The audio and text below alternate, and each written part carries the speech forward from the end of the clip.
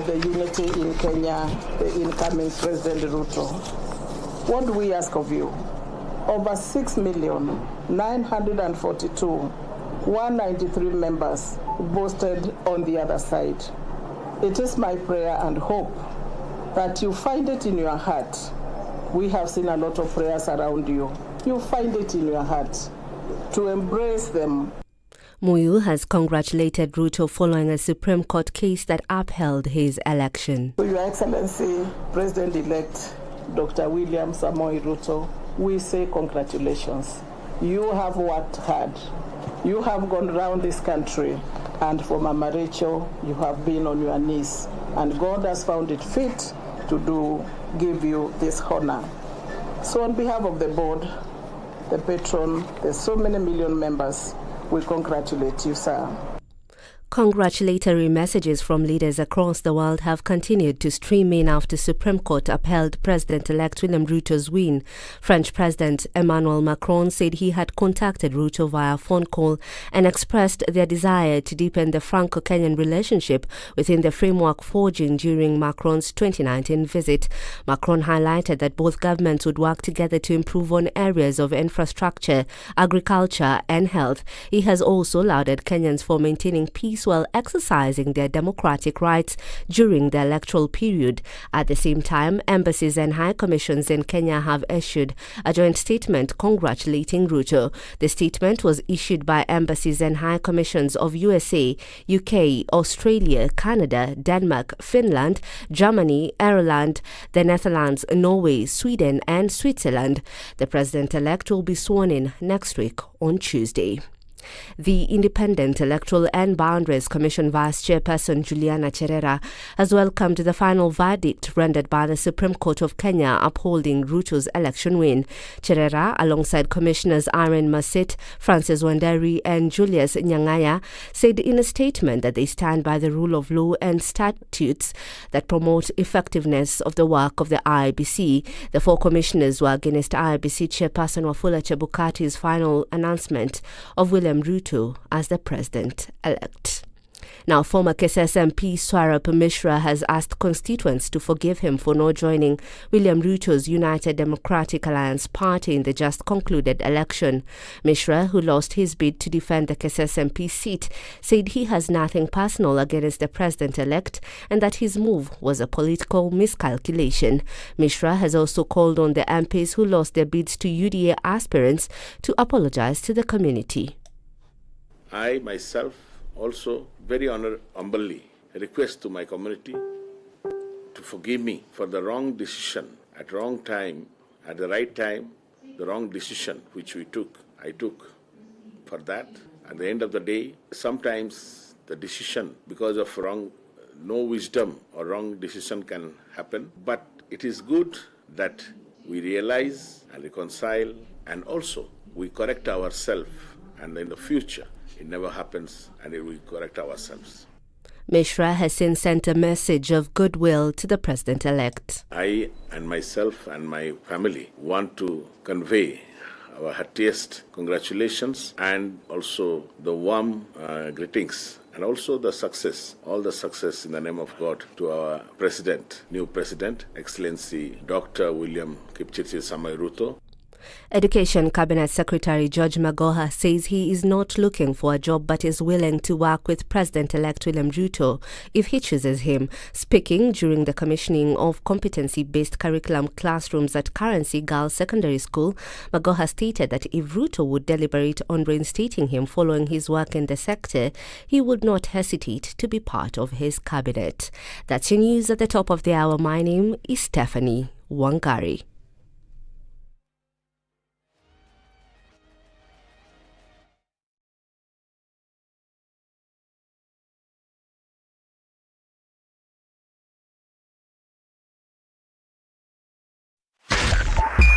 SpiceFM, Nyeri.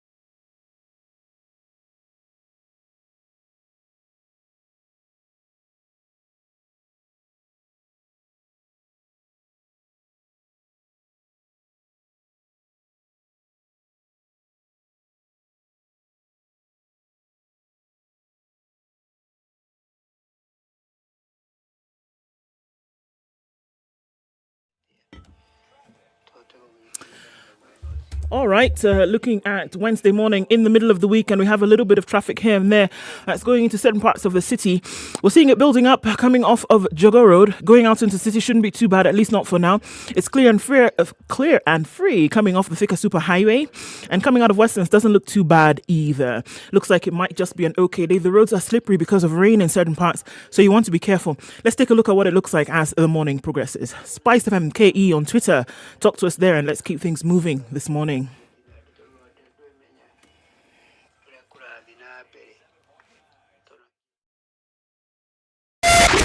87.9 Spice FM, Mombasa.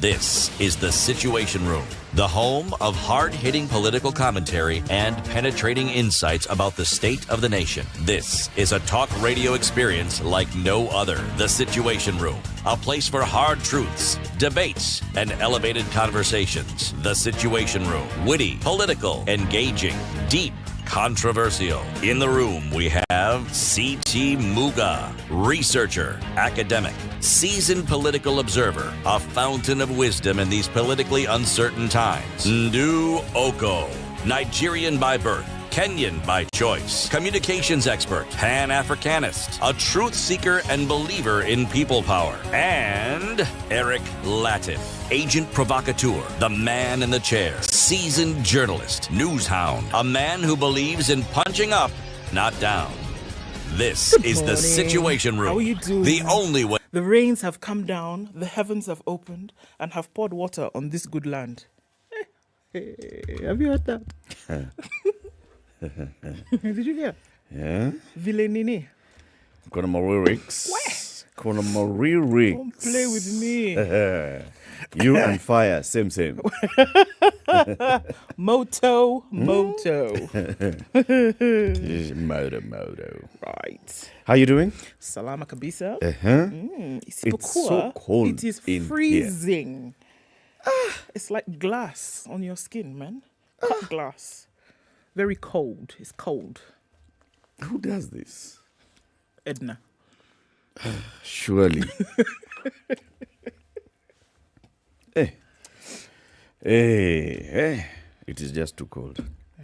Anyway, Aki ni sawa tu. How was your day yesterday? My day was all right. Did you do anything fruitful, substantial, Nilisoma sana. productive? Ulisoma? Sana. Kuna profesa moja ananisumbua. Amekuweka bumper. Umekuwa bamba. Bamba to bamba. I had to finish and send the thing to him. So yesterday was a day of reading. Alafu mvua ikaanza kunyesha. Kimaliza kusoma ndio leo ni siku ya Kiswahili. Bas. Umeona? Kabisa. Alafu it's not there, it's cold, usijali. And then nikimaliza kusoma ndio mvua ikaanza kunyesha. Sasa ikanyeshea ile mambo ile kitu yote ulikuwa umesoma ikanyeshewa. Yote. Surely this life. I'm telling you, no balance. Lakini usijali. One day I will finish. One day I will finish. One day, Dr. Ndu Oko, next President Doctor. I'm telling you, it's not a small wahala. And that gentleman that you want to go and campaign for, what's his name? Obi who? Peter Obi. See, got one name. It ends there, like Obi. No, it doesn't continue like Obi. Of course, there's Obi. No, of course, he has other names, but isn't it short and sweet? Peter Obi. And you know Obi means heart. Okay, but what is the Obi what? Of course, it has to be the heart of God. It can be many things. I'm not sure. I have to check and see. Obi Anuju, Obi Julu, Obi Chuku, Obi Echina. Okay, like Obi Chuku explain. Obi Chuku, the heart of God. The heart of God. Obi Ajulu. Say the heart of God loves people. Obi Chuku. Asom. Yeah, Obi Chuku Asom. That's closer. Peter Obi Chuku Asom. You know, there's no way to say I love you. What you say is in Asom is like it It gives my heart pleasure. Something like that. They sweet me. It sweetens me as I see you. Is that not deeper than I love you? Just say I love you. No. These fellows didn't get it. It gives my heart pleasure. Think of that one. It's rhythmical. Gives my heart pleasure to see you. Yes. So when you don't see me, you don't love me. Is that not what they say in English as well? No, my heart didn't have pleasure before I saw you. When I saw you, and when I don't see you, my heart doesn't have pleasure. Is that not more profound? Out of heart, out of sight, out of mind. It's not the same thing. Does it not resonate? With? It's resonate. It's resonating. What's wrong with you? What again are you looking for? What's wrong with this guy? Surely. You want more? You want more? Why? Seti Muga. Yes, good morning, Eric Latif. How you doing? I'm very well, thank you. You're very well? Yes, thank you. Thank you. Sun. Very good. Welcome everybody to Kenya's biggest conversation, The Situation Room. We'll have interesting conversations today. At 7:30, we want to talk about opportunities to go and study, live, and even work in Japan for your graduate studies. If you want to go to pursue your graduate studies in Japan, we'll be having that conversation today. Dr. Ian Karusiragira. Say that again. Dr. Ian Karusigarira. Dr. Ian Karusigarira is a lecturer, National Graduate Institute for Policy Studies in Japan. He'll be joining us at 7:30 to tell us about he's in Japan, tell us about the graduate programs for various universities for his particular institute, and then for other universities as well in Japan, and the opportunities that abound, and when applications open, and whether there are opportunities for scholarships as well. That will be the conversation that we have at 7. At 8 o'clock, let's talk about what's happening to Kenyans who are working and some getting stranded in Saudi Arabia. We had this conversation a bit. Who will protect Kenyans in the Middle East? We saw Diana came back to the country. Yeah. And she was saying, I thank God that I'm here, but I got to tell you that I'm not the only one who is suffering through all these things. Today we'll be talking to somebody who is a husband to a woman who's stuck in Saudi Arabia, Anthony Kerry Ngarama. Will be here with us. And of course, we'll also reach out to Diana. She'll be joining us via phone link. She'll be telling us about her own ordeal, and we'll have this interesting conversation at 8 a.m. At 9 o'clock, we'll have a conversation about lessons from what we got from the Supreme Court, the verdict of the Supreme Court. Philip Kisia, governance and leadership expert, will be joining us at 9 for that. COVID. All right, let's take a look at what's happening with COVID now. 611 million people, 332,790. Those are the global numbers that we're looking at for COVID right now. The Ministry of Health tells us that 4 people have tested positive in the last 24 hours for COVID-19 from a sample size of 6 people have tested positive from a sample size of 1,393. We're looking at a positivity rate of 0.4%, 0 recorded deaths yet again. 3 of these people were in Nairobi and 3 were in Turkana. Interestingly enough, what that looks like is that they're all asymptomatic cases. And that's what the numbers look like for that. All right. Now, this is interesting because prevention.com tells us that scientists have discovered an antibody that can take out all COVID-19 variants. Cue music. COVID-19 vaccines have been effective at keeping people from getting severely ill, right? Yep. And dying from the virus. But they have required boosters along the way to kind of keep you going. By the way, that inhalable vaccine that we talked about is not... it will not be considered as your first dose. It'll only be used as a booster shot. So we just needed to see that information was updated yesterday. So the inhaler is a booster? Yes. Okay. That was updated yesterday, everybody. Okay. So now, the researchers have discovered an antibody that neutralizes all COVID-19 variants. It's called SP177.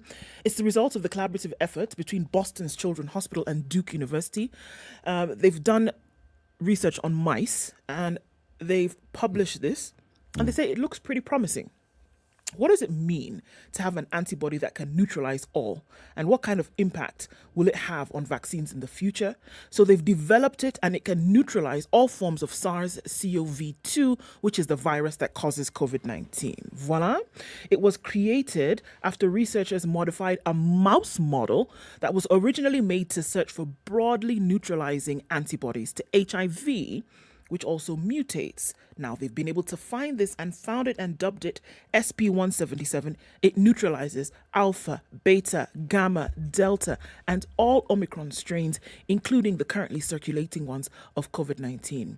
It binds and prevents the product, or rather the virus, from them binding to receptors, which what happens then is you then get the infection.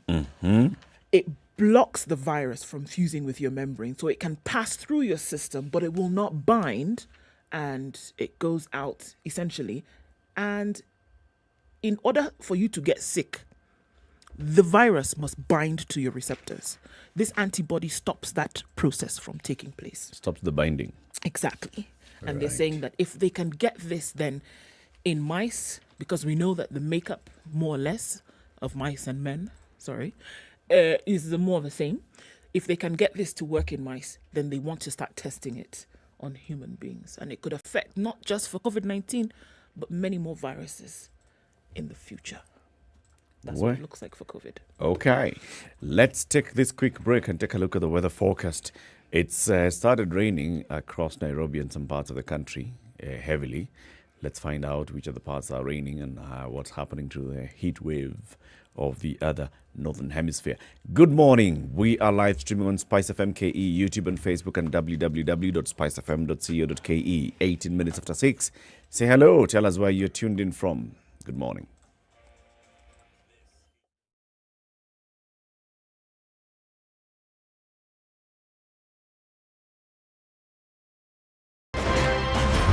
This nation has never healed genuinely from the 2008 violence. We've never had a healing process. We've swept it under the rug. Let me tell you, the handshake was the most disastrous political event in the history of country after the coup attempt of 1982. There's no Kikuyu pothole, no lack of water, or Kamba, lack of traffic. Yeah. There is no Luya lack of drugs in the hospitals. Or Jaluo one. All our issues are the same issues. If you are in a room and just about everybody in that room has a court case or another, what impression does that give you? What are you saying? Why haven't you done it in the last 20 years? But they're telling us, like August, some miracle is going to happen. My friend, I want to tell Kenyans you'll be in for a rude shock. The Situation Room, Kenya's biggest conversation. 16 degrees and light rain in Nairobi, highs of 22 and lows of 14 today. It's cloudy at 14 in Nakuru, highs of 23, and we'll see highs of 19 in a cloudy Nyeri at 14. 12 degrees and mostly cloudy conditions in Eldoret, highs of 22 and lows of 12. And looking into Mombasa, it's raining as well at 21, highs of 28 and lows of 21 today.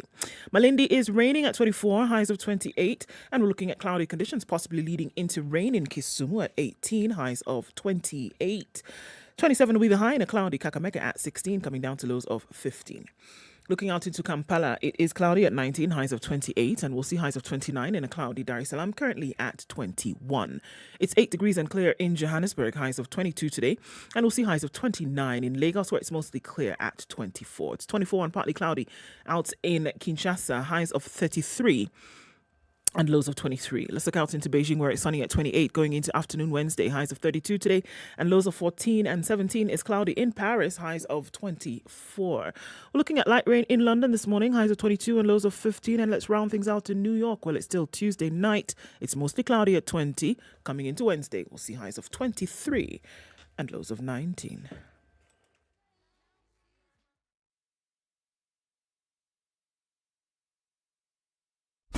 Classic soul, R&B, smooth jazz, neo soul, and nostalgic ballads. Make some noise. Yeah! You're listening to Spice FM.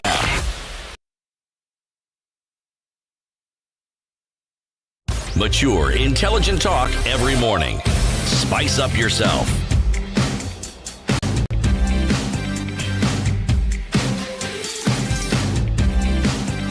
Mornings done right. 94.4. Everybody's online this morning. Faristo says he's tuned in from Ebubere Mumias and from Nyakach. That's where Nyaketi is, and says, good morning, CT Ndu. Hey, I like the way you spelled my name. I also like the way you spelled Eric's name. But, you know, all the same, good morning, Nyaketi. Tuning from Bernard Estate, where the power remains off and Kenya Power has been notified. Yes, I think you're a victim like a lot of people around the city this morning. Good morning, 254-042, locked, loud and clear in the process of acceptance and moving on. Yes, yes. Nico Mahali too, Atieno, we hear you. David Neto says, good morning, a very good morning to you as well. Listening in from Embakasi is where Nelson Masiko is today. Asman Jr., good morning to you. Kapenguria. That's where Dennis is this morning and says, good to see you guys. Have a good one. You too, Collins. All the way from Ruai. That's where Newton is. Good morning, Spice family. To you too, Robert. And Tom Owiti says, good morning. Still trying to get over it in the Lakeside City. And Kennedy Oloch is tuning from Kilifi County. And Machakos is well tuned. That's where Ashley is. And Amos says, TSR is my religion. Give me that old time religion. Give me that old time. Cloud and clear from Kimilili. Number of people online this morning. We see you, Dennis, Simon, Nyakundi, Alex, Victor, Martin, everybody else. Karibuni sana and good morning. Welcome to Kenya's biggest conversation, City. The proverb. Yes, this is our final proverb from Southern Sudan. If nakedness promises you a piece of cloth, ask him his name. You've given us this proverb before, and it was not from Southern Sudan. Right? No. Remember this proverb, Ndu? I don't remember this. Yeah, I have mentioned a proverb about nakedness, promises you a piece of cloth. Nakedness was also talking, but it did not say this thing that nakedness is saying today. And then it had to be asked the name. I remember. This nakedness is asking the name. That other nakedness did not ask the name. What was the other nakedness, if you remember? I can't remember at all. See, I'm telling you now. Me, I remember this proverb. Nakedness, promises, and it being asked to name.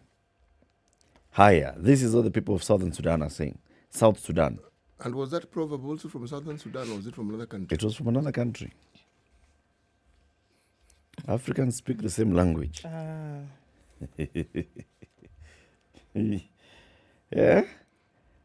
If it asks you, na wewe mnaitwa nani? Wewe ambaye unaniahidi. Wewe, unaitwa nani? Anyway, let's take a look at the newspaper headlines. The Standard is available across the country, across the region actually. If you go to any of your vendors this morning for only 60 shillings, get a copy of The Standard, whether it's in Kenya, 60 bob, Tanzania, 1,700, Uganda, 2,700.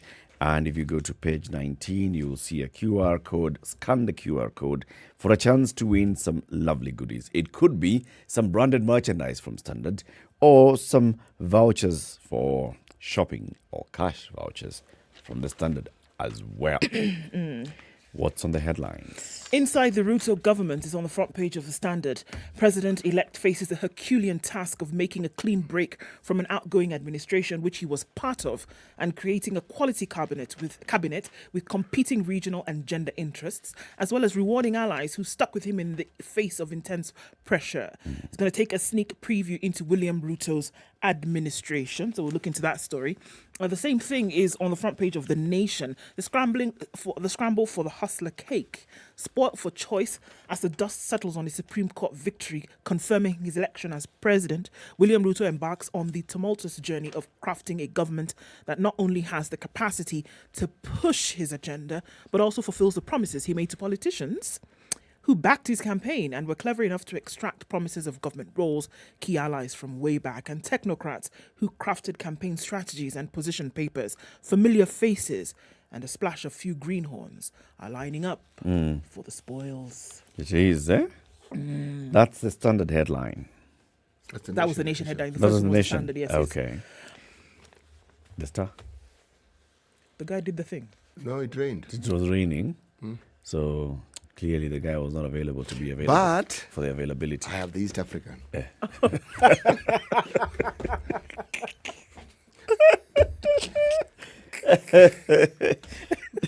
Covers the whole week. Okay. What's the headline on these? The headline is actually now extinguished. Okay. What does it say? Supreme anxiety.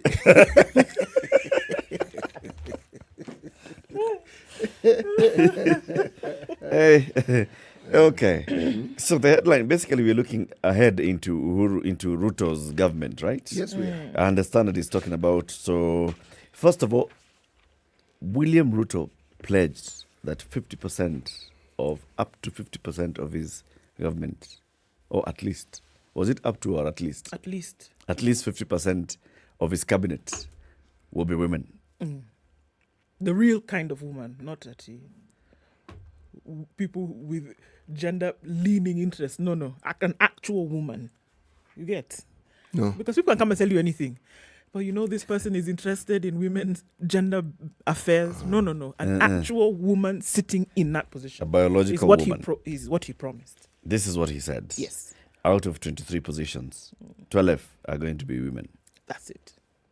So let's look at who are the possible women Who are ministers. the women? Okay, Yes. well, if we look at the front page of The Nation, Musalia Mudavadi, not a woman. Okay. Davis Chirchir, To get into cabinet. Okay. Justin Muturi, 3 men. Kithure Kindiki, 4 men. Alfred Mutua, 5 men. Moses Kuria, 6 men. Ababu Namwamba, 7 men. Josephat Nanok, 8 men. Salim Mvuria, 9 men. Hassan Omar, 10 men. Moses Wetangula, 11. That one is going to of his Senate National Assembly. Uh-huh. Amason Kingi, 11 men. 11 But men. Amason King is also Senate. going He's for also the going other- to Senate. yes, Okay, yes, so yes. out for him, forget it. Uh-huh. Okay, so then Paris Tobiko.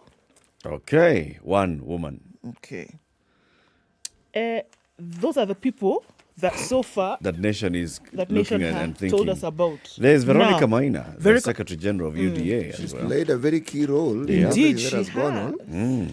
She's been up there, front, right, and center. Mm-hmm. You could also look at, someone like Gladys Boschele, although she's gunning for the position of Deputy Governor of the Deputy Speaker of the National But can't Assembly. they change? I mean, can't I say I want it, then I also change? But see, They that's what she has said. can be approached. I mean, you can just be going for this one, and then the president calls you and tells you, you know what, I think you'd best serve the country on this position. You know, I was about to say Anwai Guru, then I remembered she's already governor. Yeah.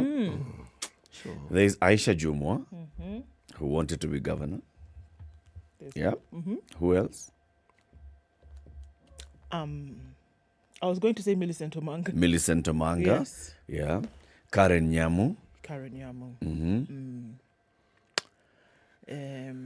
The women who are likely to be in Ruto's cabinet. Are not up to 12. Yeah. Well, because we're looking at politicians. See, Yeah, that's this the thing. is it. You're looking this at is interesting politicians. because the It subhead doesn't here- have to be No, it doesn't. a politician. The subheads here have talked about, For example, Dr. Sally technocrats. Kosgei. Yeah. Technocrats. Yes, Dr. Sally Kosgei in the last days didn't necessarily support him. However, having been in public service previously, she's got her experience. Could be somebody that he could call upon. Who Farida knows? Karone has been serving in cabinet. We look at the existing ministers, women ministers. He could choose to retain them. Monica Juma. Yeah. Who knows? Amina. Amina Mohammed has been there a minute. Who Professor knows? Margaret Kobia. Yeah. Professor Kamar. It'd be interesting. It's true. Look, we were tossing the idea that there could be some who could retain their positions, but it's very possible that he could. Yeah. You don't know. Okay, this crystal balling is interesting. It's very nice, isn't it? You Look, know- the man said he was going to have at least 50% women in his cabinet. So it could come from anywhere. You know, what we then seem to be saying is that the litmus test that we're looking at, first 100 days, was it? Is the campaign trail promises. Yep. How will we start seeing them being fulfilled? Yep. And I guess you start with what we're talking about. Now, the history of appointments in this country very rarely follows the logic that we're now using. And I think the person who made it even more obvious was Kibaki. You can pick and choose where you like. Because Kenyans have been known to belong to one party. If you're given an appointment, you immediately move and take up that appointment quickly. Take up the appointment. Yes, no. So I would like to bring that particular perspective into the discussion. So when I hear you say that, I say that essentially, so even people who are on the other side, there's a possibility of them also being selected to Charity serve Ngilu in could cabinet. join Ruto's cabinet. It's happened before. It's happened before. It could very well happen again. Yes. So look, let's not toss it out the window as a possibility. Nope, I wouldn't toss it out the window because if you go by what the Deputy President said about trying to build a government of national unity, how do you do that? Yeah. This is one of the ways, surefire way. People who had presented themselves as being opposed to your candidature are the first people you draw in. It is part of a political culture that we've developed in this country. The handshake just seemed to be a culmination of it because of the visibility of it. But remember, we've said on this show on many occasions, we've had many handshakes since we attained independence. Yes, this wasn't the first handshake we're getting. We've had many, many handshakes. And despite information that were attributed to the president-elect, that he is not really for this idea of handshakes. He said it with his mouth. As I said, attributed to him. Okay? So its mouth is his. So it's attributed to him.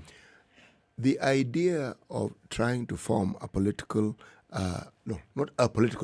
political stability, one of the considerations that we have seen, and I'm going into history here, is that people you pick and choose, and not necessarily from your own. But whether that will happen, we will wait and see. Yes. We'll just wait and see. This one will be, the first thing that we see about Ruto and him fulfilling the campaign promises, including those things that, those deals. So what position will Musalia occupy in the government? What position will Kingi occupy in government? What position will Josephat Nanok occupy in government? It's interesting if at all. Can I just read this really quickly? I know you want to go to break in a minute. But just looking at this story, it's called the Ruto's balancing act in crafting his cabinet. With this, and just goes through the story. But with the structure in place, he said, he being an insider. Oh, no, not he. He being Professor Edward Kisiangani, who is a UDA insider. He said names would be coming in as soon as the weekend. But people like Mr. Mudavadi and Mr. Wetangula may have to lower their expectations. Even if they came in, thinking that because of the support that they gave quite early on, that it would be a no-brainer for them to be selected. The Kenya Kwanza memorandum has stated the two leaders and their party will get 30% of government positions. The leaders will have to lower their expectations. Ruto is a gentleman and he will give them the seats he promised them. But on cabinet slots, how do you give Western 7 seats when they fail to deliver? And you have a whole country to consider, according to Professor Kisiangani. Oh dear. So that was the deal. 30% if you deliver X. Then in that case, someone like Kingi will not get much. At all. He said the memorandum will be renegotiated in a way that will not breed apathy or conflict. He also said that they were relooking at the position of Cabinet Administrative Secretary to align it with the law and the PSC. Well, have I overextended my imagination? No, you haven't. It's actually instructive to note that when it comes to, in the recent past, when the president-elect has been talking about, positions, he's been talking about the National Assembly and saying Moses Wetangula is our man for the National Assembly, and then saying the Senate will go to the coast. So that already. He knows the name Amason Jeffa Kingi. And he also knows that there are several players from yeah, Z but Coast. He has not said it's going to Kingi as promised. He said coast. So now, remember, there is Kingi Kilifi, there is Mburia Kwale, there is Omar Mombasa. They worked hard. They did. Yeah. Mvurya more or less delivered. Well, he did. He did. Kingi. Okay. We can look at the percentage of votes that Ruto got and say, well, we can attribute that to Kingi and Park. Actually, that is true, but really, Eric, you and then you can look at Omar Hassan and the kind of turnout and the votes that the Ruto campaign garnered in Mombasa County and say, okay. Yes, but also remember, the larger population of voters that one would be looking for would be in the Mijikenda, to be precise. Okay? And representation, from what I have seen, people want to see how many MPs you've got. Because forget the presidency. The battle then moves, if we're talking about battles, to what? To parliament. Yes, exactly. That's where it moves to. So you want numbers there. So the question that would be asked is, okay, how many people did you bring in? Yes. So why don't we wait? Ruto himself was looking for numbers for his people. His ballot. Yes, he did. So how many votes did we mobilize for the Ruto ticket? Let's start from there. Number one. Then we go to number 2 and number 3. Since we're crystal balling, let me then ask the question. You see, this is us having this debate. Let's superimpose our ideas and think, those who are in Kenya Kwanza, what sort of debate do you think they're having?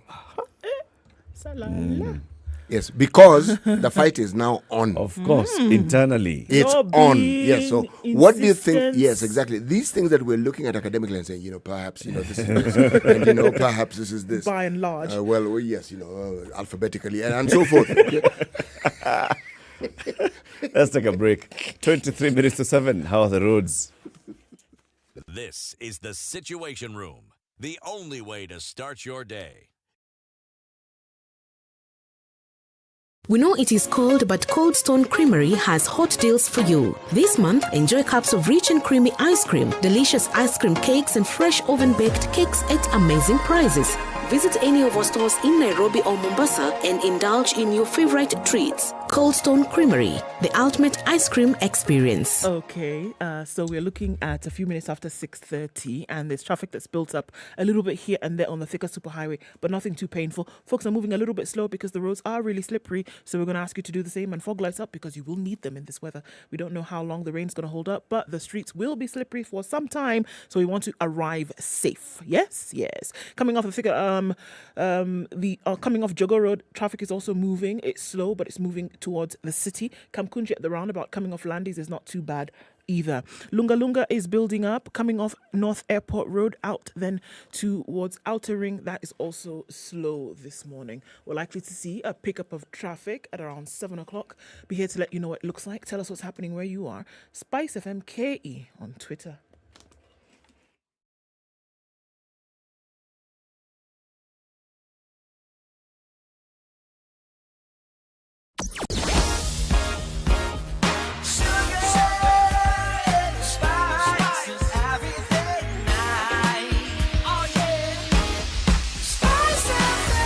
Spice up your life.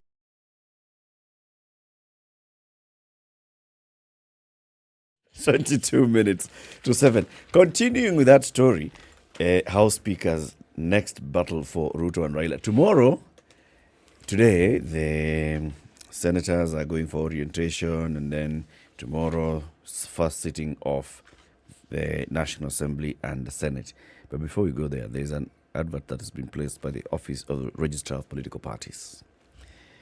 She says, pursuant to Section 10 of the Political Parties Act 2011, as read together with Regulation 21.3 of the Political Parties Registration Regulations 2019, the Registrar of Political Parties gives notice to the public of confirmation of the Taifa Democratic Coalition, TDC, which is a post-election coalition agreement signed and by 3 political parties.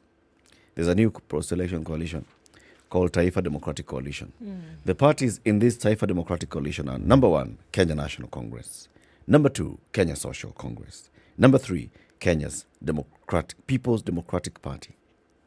Kenya National Congress, Kenya Social Congress, People's Democratic Party. Have you heard of those ones? No. Kenya National Congress is the late George Anyona. Is associated with it. Higher. Talk about House Speaker positions. The Clerk of the Senate, Jeremiah Nyegenye, and Acting Clerk of the National Assembly, Sarah Kioko, have invited Kenyans interested in serving as Speakers and Deputy Speaker of the 2 houses to collect nomination papers from their respective offices. Now, remember, she is not saying she is asking elected leaders. She is saying Kenyans. So, City, you get where I'm saying I'm heading. Sorry, has my name been mentioned? Iko Kazi. Your name is coming after a comma. Iko Kazi. Yani tuanze kujipanga. Iko Kazi. Repeat that thing again. Kenyans interested in becoming a Speaker of the National Assembly and Senate, please come and collect nomination papers, fill them, return them. Eric, apart from being radio talk show host, you and I are businessmen. This business of being speaker, it doesn't make sense. You know, my friend, it is not, you don't pick the paper for election. You pick the paper for lobbying. Lobbying who? See, let's pick the paper first. And you start saying, okay, Eric, I how don't can mind. how can I we never play know what this can game? happen when you're in the area. I don't mind picking the paper. How Picking can the we paper, play? I don't have a problem. I can even get 3 other people to pick papers for us. That's not the problem. The problem is, do you know how broke members of parliament are now after an election? Mm-hmm. This lobbying process. Yes. And then It we is are us coughing on the cash to them. Yes, which we don't have.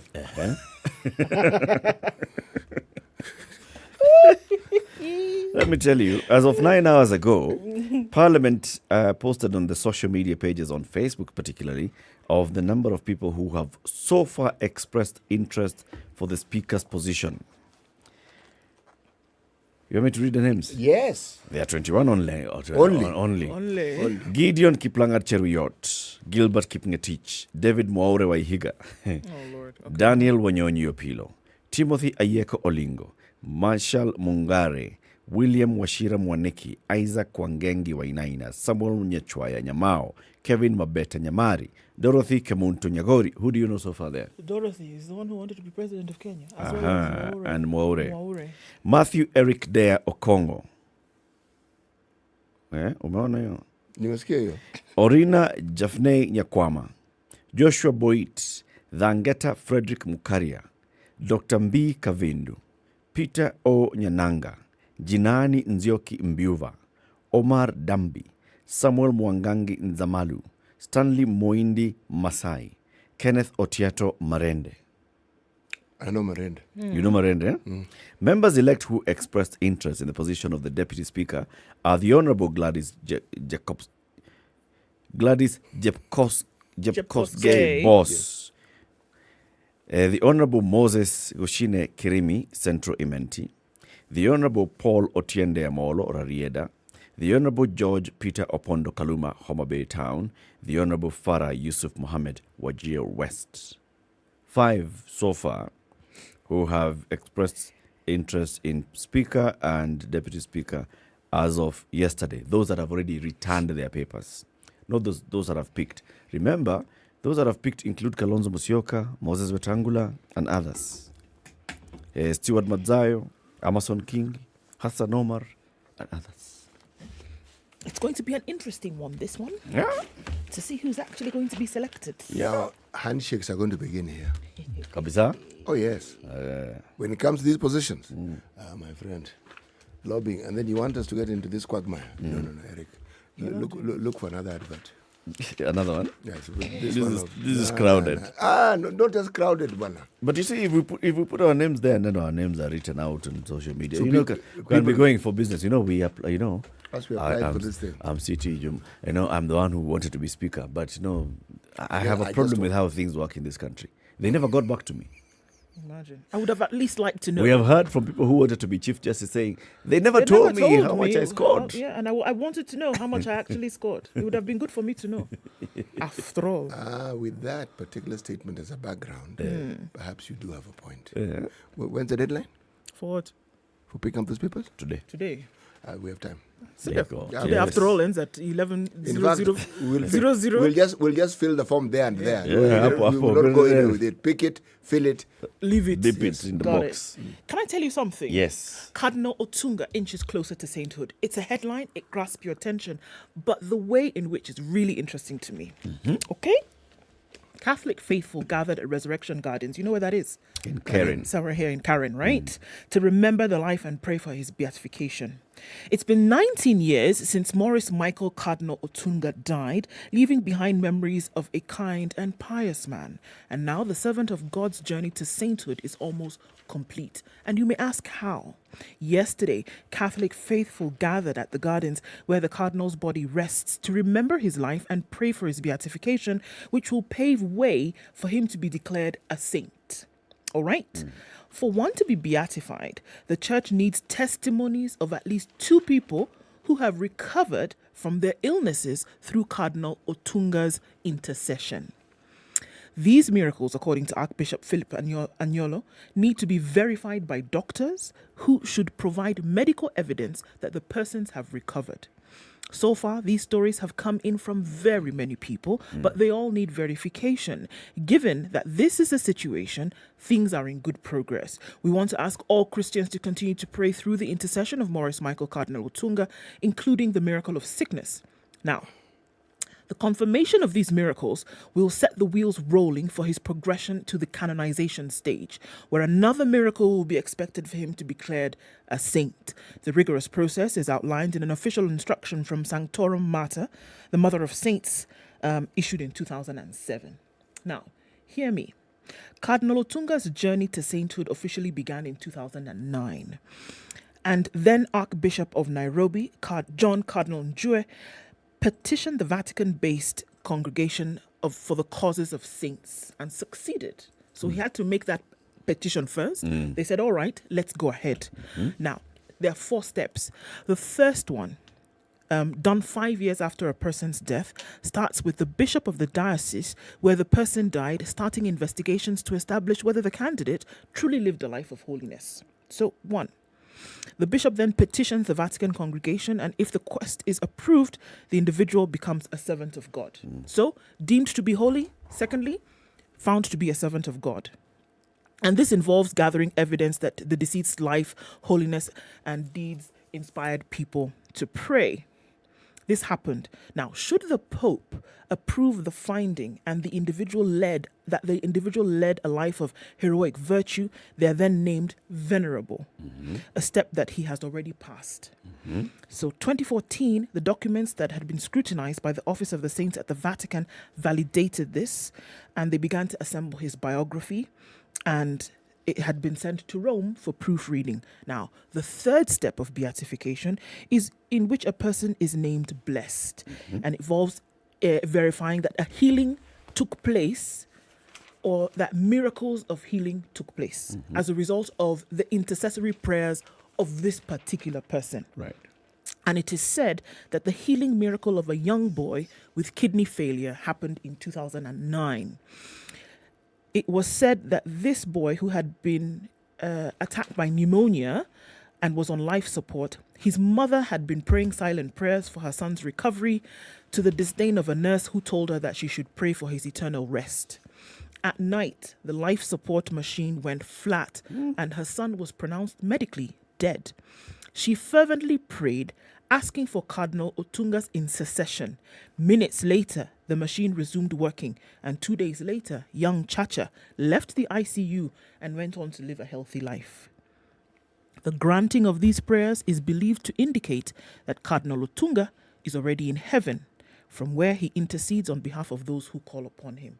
So he's passed the 3 stages. He's yet to complete the 4 stages, because he's passed the beatification stage. Yes, has he gone to the other stages? So now this has been verified by doctors. Doctors who have verified that actually this young boy was dying. This has happened, and the mother, people heard the mother praying. This happened. Now, the last step where another miracle is required. Once confirmed and verified, a special mass will be conducted by the Pope, who shall read aloud Cardinal Otunga's life history and officially declare him a saint. Anyolo has asked Christians to continue praying for an extraordinary miracle and offer donations to support the process. So he's already passed the... So there are 5 stages. He has passed 4. It was venerable, and then the next one was? Blessed. Blessed. Yes. So he's already passed the blessed stage. Yes. Now we are on to the final. Yes. Right. All right. I thought it was really interesting. It is. Yeah. It is very interesting, and it's a good thing. It's a good thing that he's gone through all those stages, and this is a very fast-tracked process. He died. It's just 19 years, and people take hundreds of years. Yeah. Good thing. Siti, what are you looking at, or what are you thinking of? I am thinking of how it is that when you have a system people believe in, and it is spoken about like what Ndu has just read, you don't hear queries, you don't have questions, because somehow the institution that beatifies these individuals and the process that they have is accepted and believed to be correct, and it's believed to be thorough. Yeah. I mean, in the years that I've heard people moving from dead souls to saints, not once have I ever read or come across a situation where somebody quoted and said, no, this person can't really be a saint. I mean, Nani, so and so.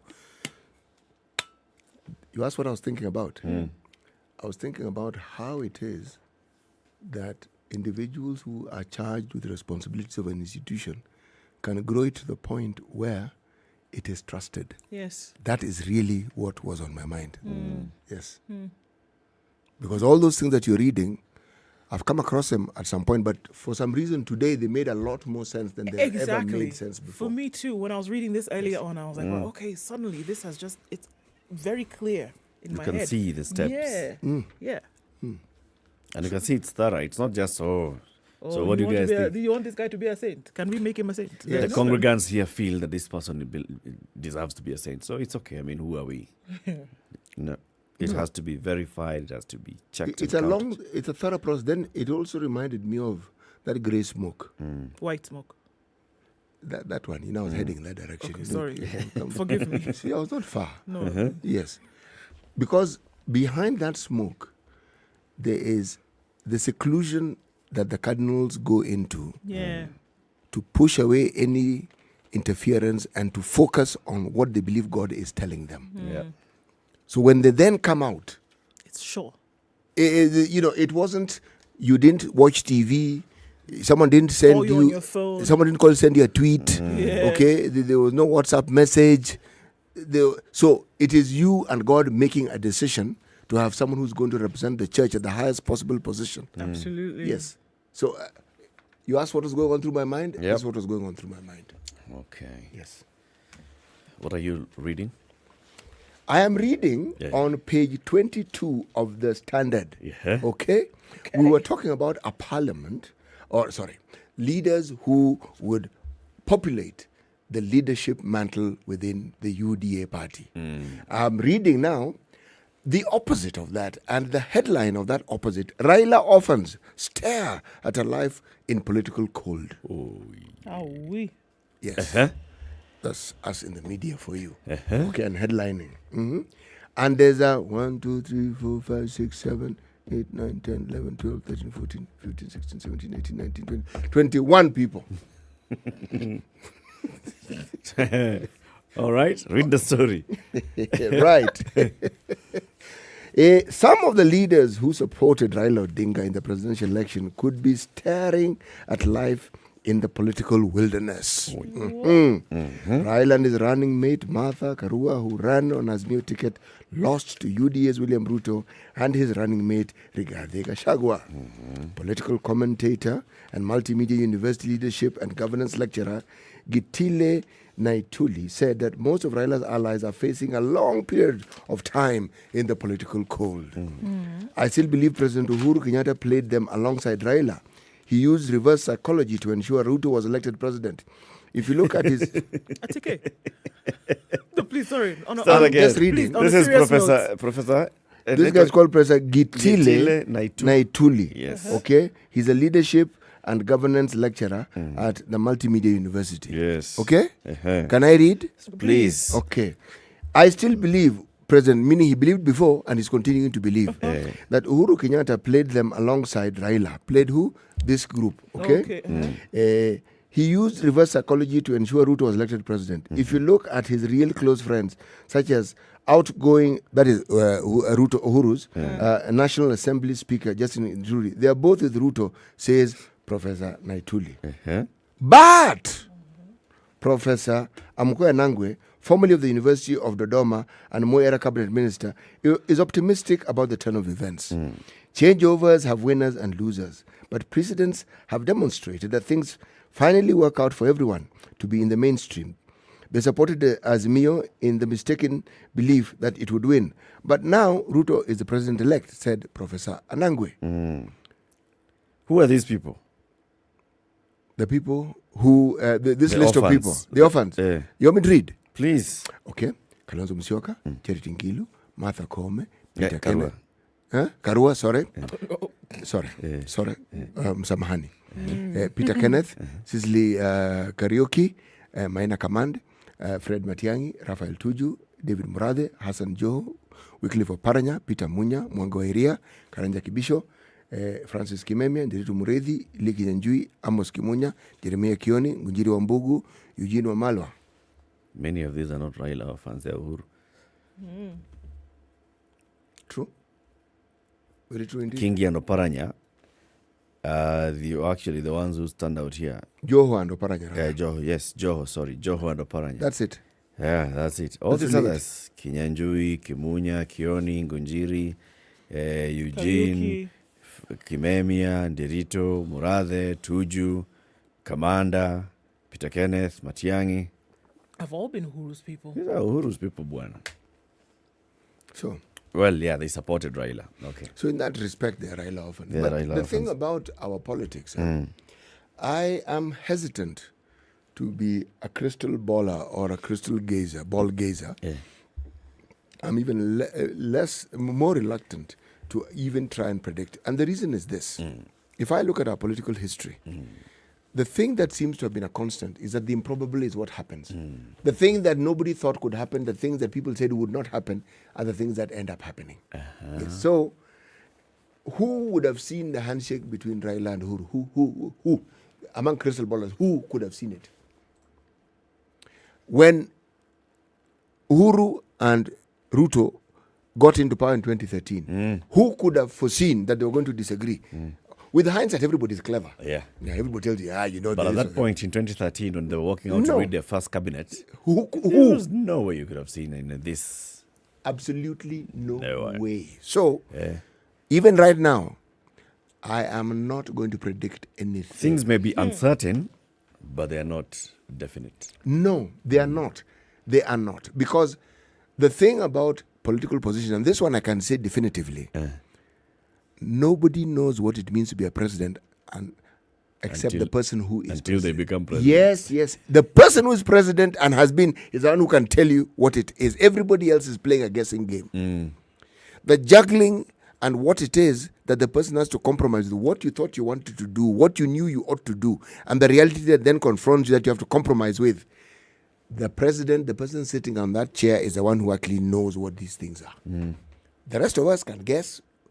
The rest of us can cast aspersions. We can give our opinion. That's the best we can do. But as to knowing what this person has to grapple with to arrive at a decision, we have no clue. It is not unfathomable to see Fred Matiang'i and Karanja Kibicho in Ruto's government. It is not unfathomable. It is not. There are some people in that camp who would be like, what? What's going on? What is also not unfathomable, you can think that there was somebody who did not see eye to eye with Kenya Kwanza, and that person, you find the person, and you're wondering, wait. What do you mean? It wasn't this person, this, and the other. So, this one is one of those situations where I will wait and see. Because what are we talking about? The optics, what we see. Do we know what goes on behind the scenes? Who knows, man? Do you know who calls who and who talks to who and what they say? What's going on right now? Absolutely. You don't know. And you're making judgments on people who've known each other at levels that the rest of us cannot even guess at. Yep. So do we know what they will be talking about in our absence? No. That one. Only days will show us. Yes. Keep it here for more coming up in the next hours. A very good morning to you. This is the Situation Room at 7 a.m.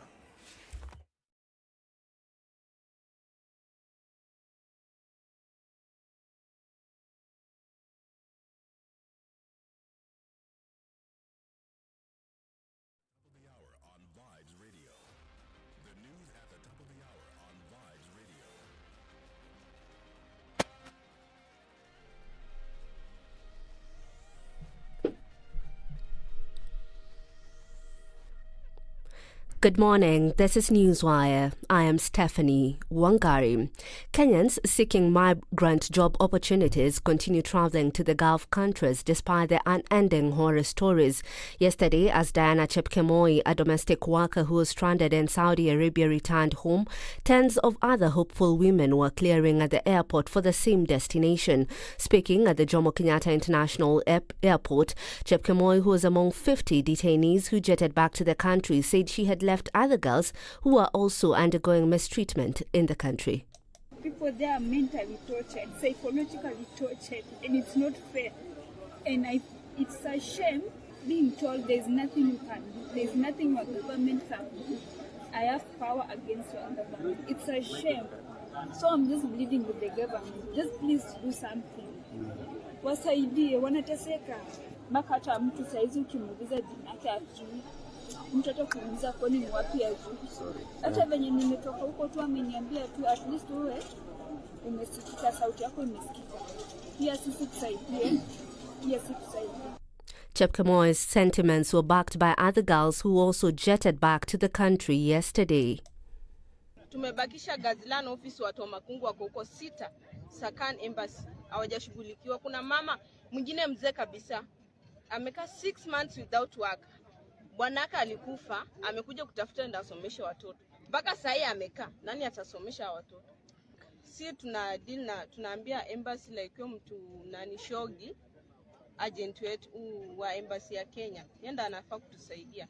So mkimwambia anasema tunaenda na process, but since akuje yenyewe tumeona watu wanatoka even if unakaa 3 months 4 months, but ana make sure umetoka but hauko kwa hiyo hostile environment. Lakini sasa accommodation za Saudi ni mbaya. Unasikia hata kama si hiyo time tukasema we need work, wakatuambia kama mnataka kazi na mko serious tukubali watutumie ndo tupewe kazi. Ukasema no, that cannot happen. Uasin Gishu woman representative Gladys Boss Sholei has rallied members of the National Assembly to support her Deputy Speaker bid. In a statement on Twitter, Sholei has pledged to work with all to deliver an efficient 13th government. Sholei is among 40 Kenyans who have collected nomination papers to fill the vacant post of Speaker of the Houses of Parliament. These as the Wiper National Executive Council convened at the party's headquarters and convinced Wiper Party leader Kalonzo Musyoka to drop his bid for Speaker and build on his brand. Kiambu Governor Kimani Wamatangi has joined a list of leaders who have taken immediate action towards realigning county governments. Wamatangi cautioned those seeking to embezzle funds who, when appointed into county government offices. He affirmed that he will personally escort anyone found in corruption deals and dismiss them from office. In Machakos, Wavinya Ndeti has embarked on a rigorous audit of the government assets alongside county staff. Elsewhere, Homa Bay Governor Gladys Wanga sent 8 senior county officials on compulsory leave to allow for investigations into allegations of recruitment of staff, while George Natembeya of Trans Nzoia County warned workers of coming in late to work. The Maendeleo ya Wanawake organization has advised President-elect William Ruto to mend fences with the First Family. The organization's chairperson Rahab Moyu urged Ruto to reach out to the family's matriarch Mama Ngina Kenyatta to reconcile with her. You are now the symbol of the unity in Kenya, the incoming President Ruto. What do we ask of you? Over 6,942,193 members boasted on the other side. It is my prayer and hope that you find it in your heart. We have seen a lot of prayers around you. You find it in your heart to embrace them. Moyu has also congratulated Ruto following a Supreme Court case that upheld his election. Your Excellency, President-elect Dr. William Samoei Ruto, we say congratulations. You have worked hard. You have gone round this country, and for Mama Rachel, you have been on your knees. That's your news at the top of the hour. My name is Stephanie Wangari.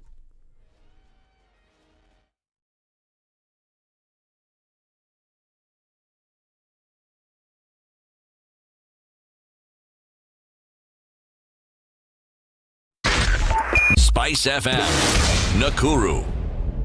All right, coming out to a few minutes after 7 o'clock, and traffic has already started to build on Outer Ring going out towards the city. We're looking at traffic really heavy coming off Savannah, Manyanja, Kangunda Road, as well as Juja Road, all trying to connect with Outer Ring this morning. We know that when it rains, things slow down considerably. We're looking at Thika Superhighway and quite some traffic here as well. Heavy bumper to bumper as you're getting into that Utali Drift. We're also looking at Kiambu Road coming in also towards Muthaiga Square. Heavy traffic. On James Gishuru, it's doing the same thing. Ring Road Western's an absolute mess. Has already started really early this morning. All right, guys, what's going on where you are? Talk to us on SpiceFM KE on Twitter.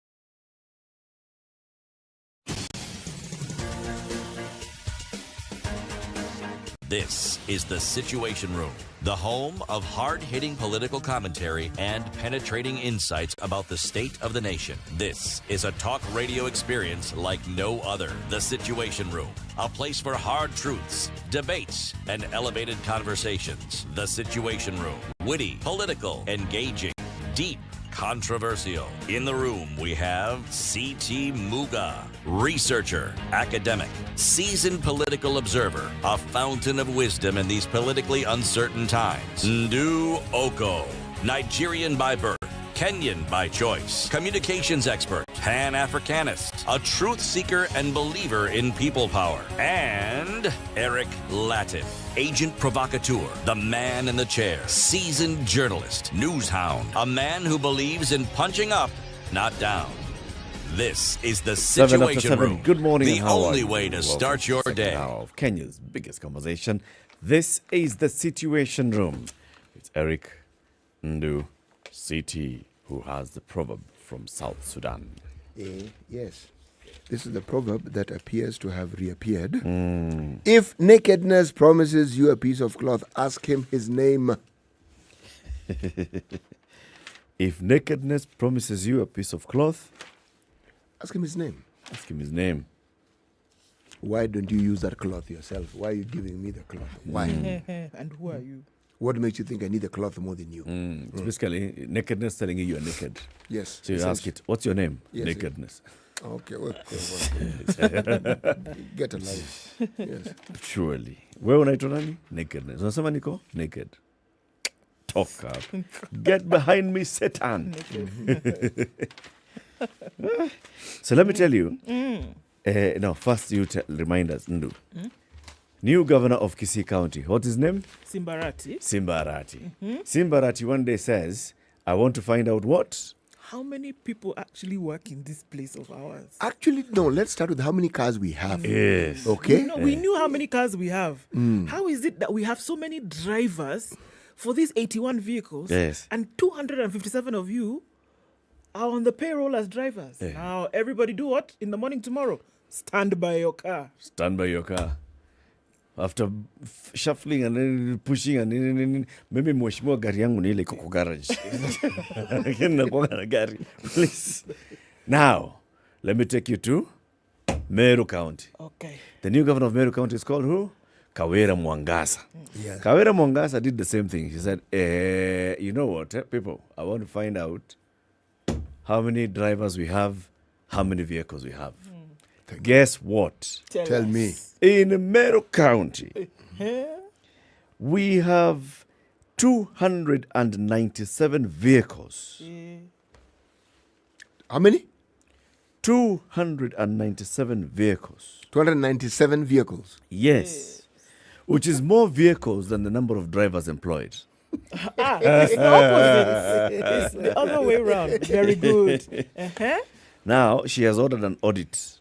After she directed that all drivers take vehicles assigned to them to Kinoru Stadium, only 210 were available on Monday at the venue. It emerged that 34 vehicles were undergoing repairs in various garages, bringing the total number of vehicles to 297. The governor said, lakini wa watu na hii mathematics 210 plus 34 is 297. Even if with the flow. Even if you tried and it's raining, it's dark. Joseph Kamango. I personally, I remember 210 plus 34 is 297. No, please understand. There was a point in the time in the education history of this country where they introduced new maths. Carry on. Okay. The governor said her aim was to take stock of the number of vehicles used by various departments and the number of drivers in the wake of suspicions that the transport department was bloated and that some vehicles and other assorted government assets were missing. Mrs. Mwangaza has directed the drivers, led by County Fleet Manager Peter Moika, to a parade at the stadium for the audit. In a communication that had caused anxiety, she said all drivers should present themselves at Kinoru Stadium and each will produce his appointment letter. We want to know all the vehicles in our hands in the garage or missing. She reassured the staff that the human resources audit that her administration had launched was meant to improve service delivery and that she was not out to indiscriminately render anyone jobless. She said as her administration sets itself to deliver pledges she made during the campaigns, it's important to establish the state of the transport fleet, insurance, welfare of the drivers, and other related issues. The audit also aims to have all vehicles insured.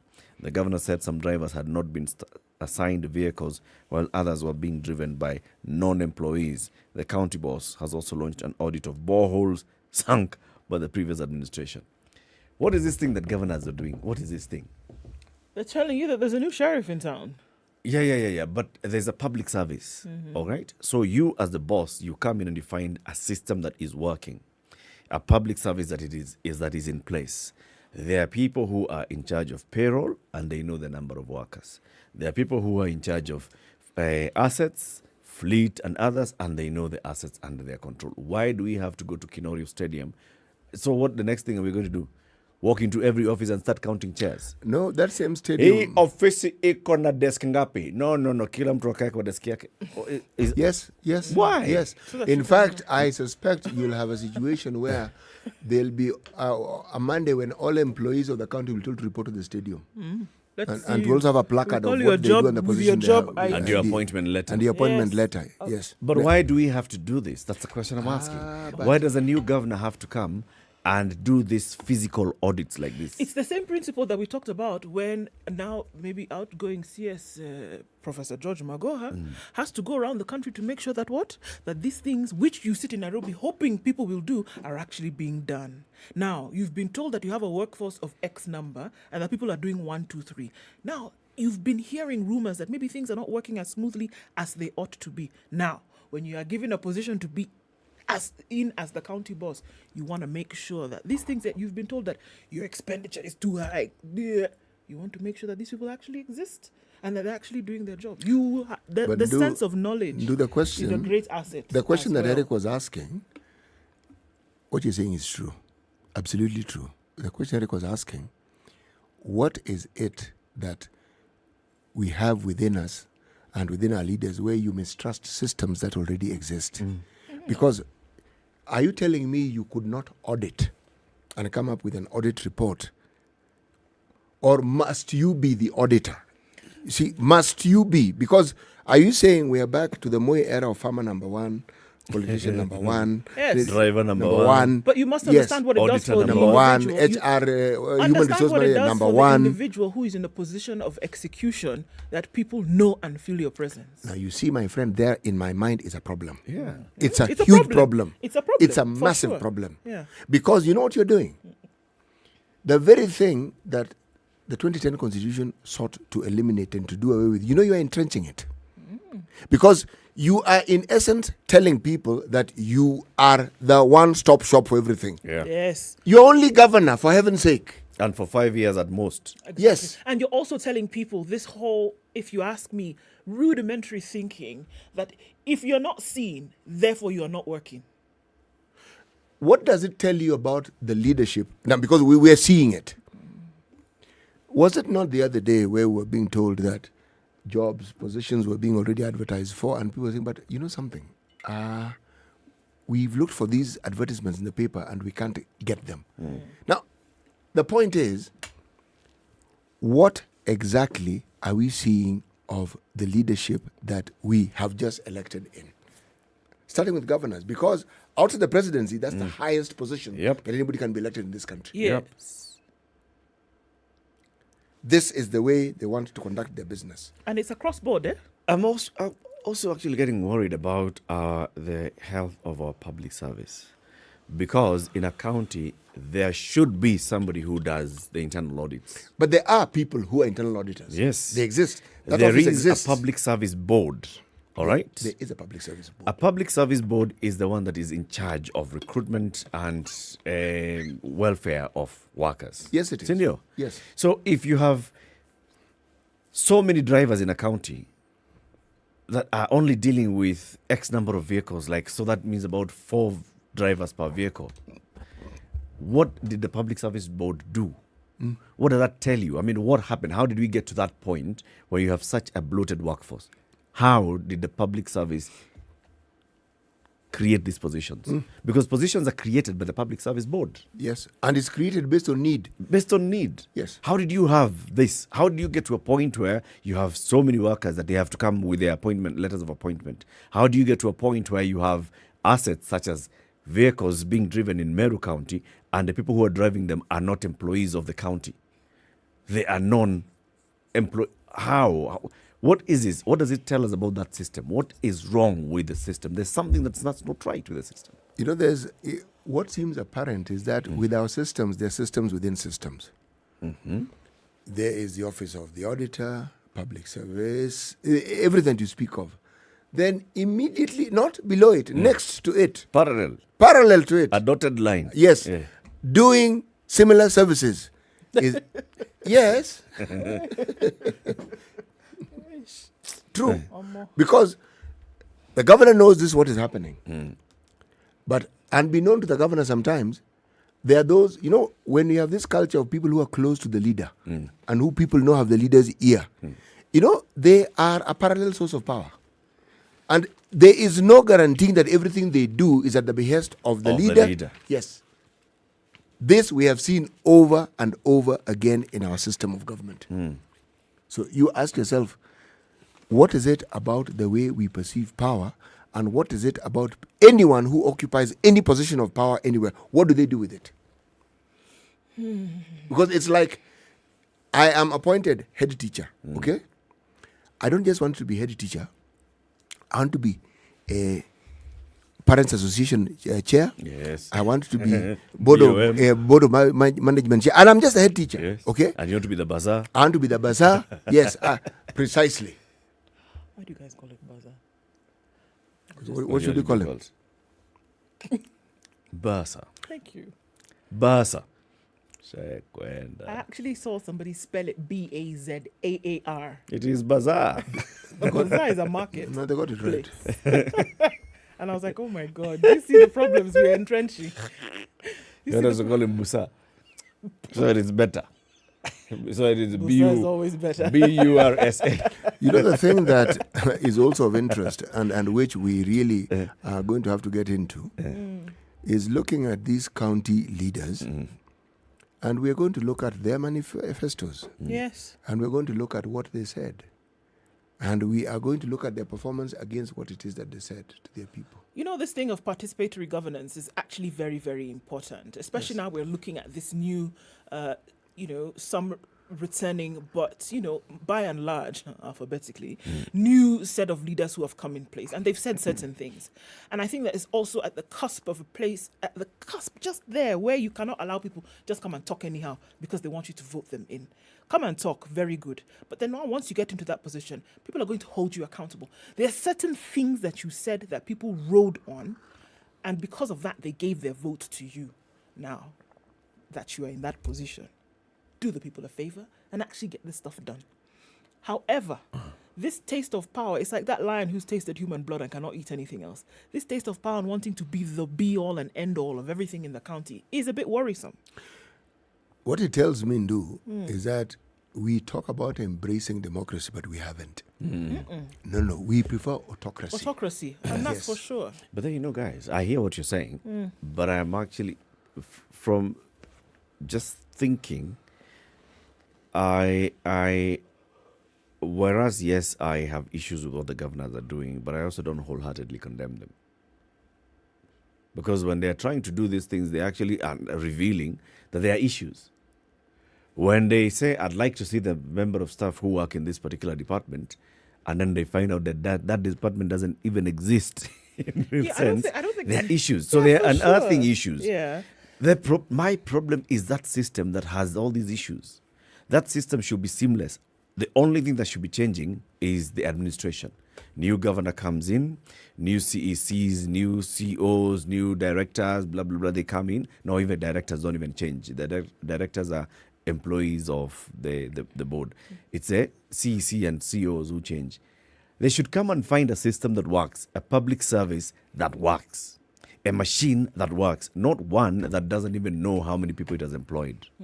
not one that doesn't know how many vehicles we have, or one that doesn't know how many desks we have, what kind of insurance we have. In Kisii, is it where they found out that, they don't even know what kind of insurance their vehicles are running on?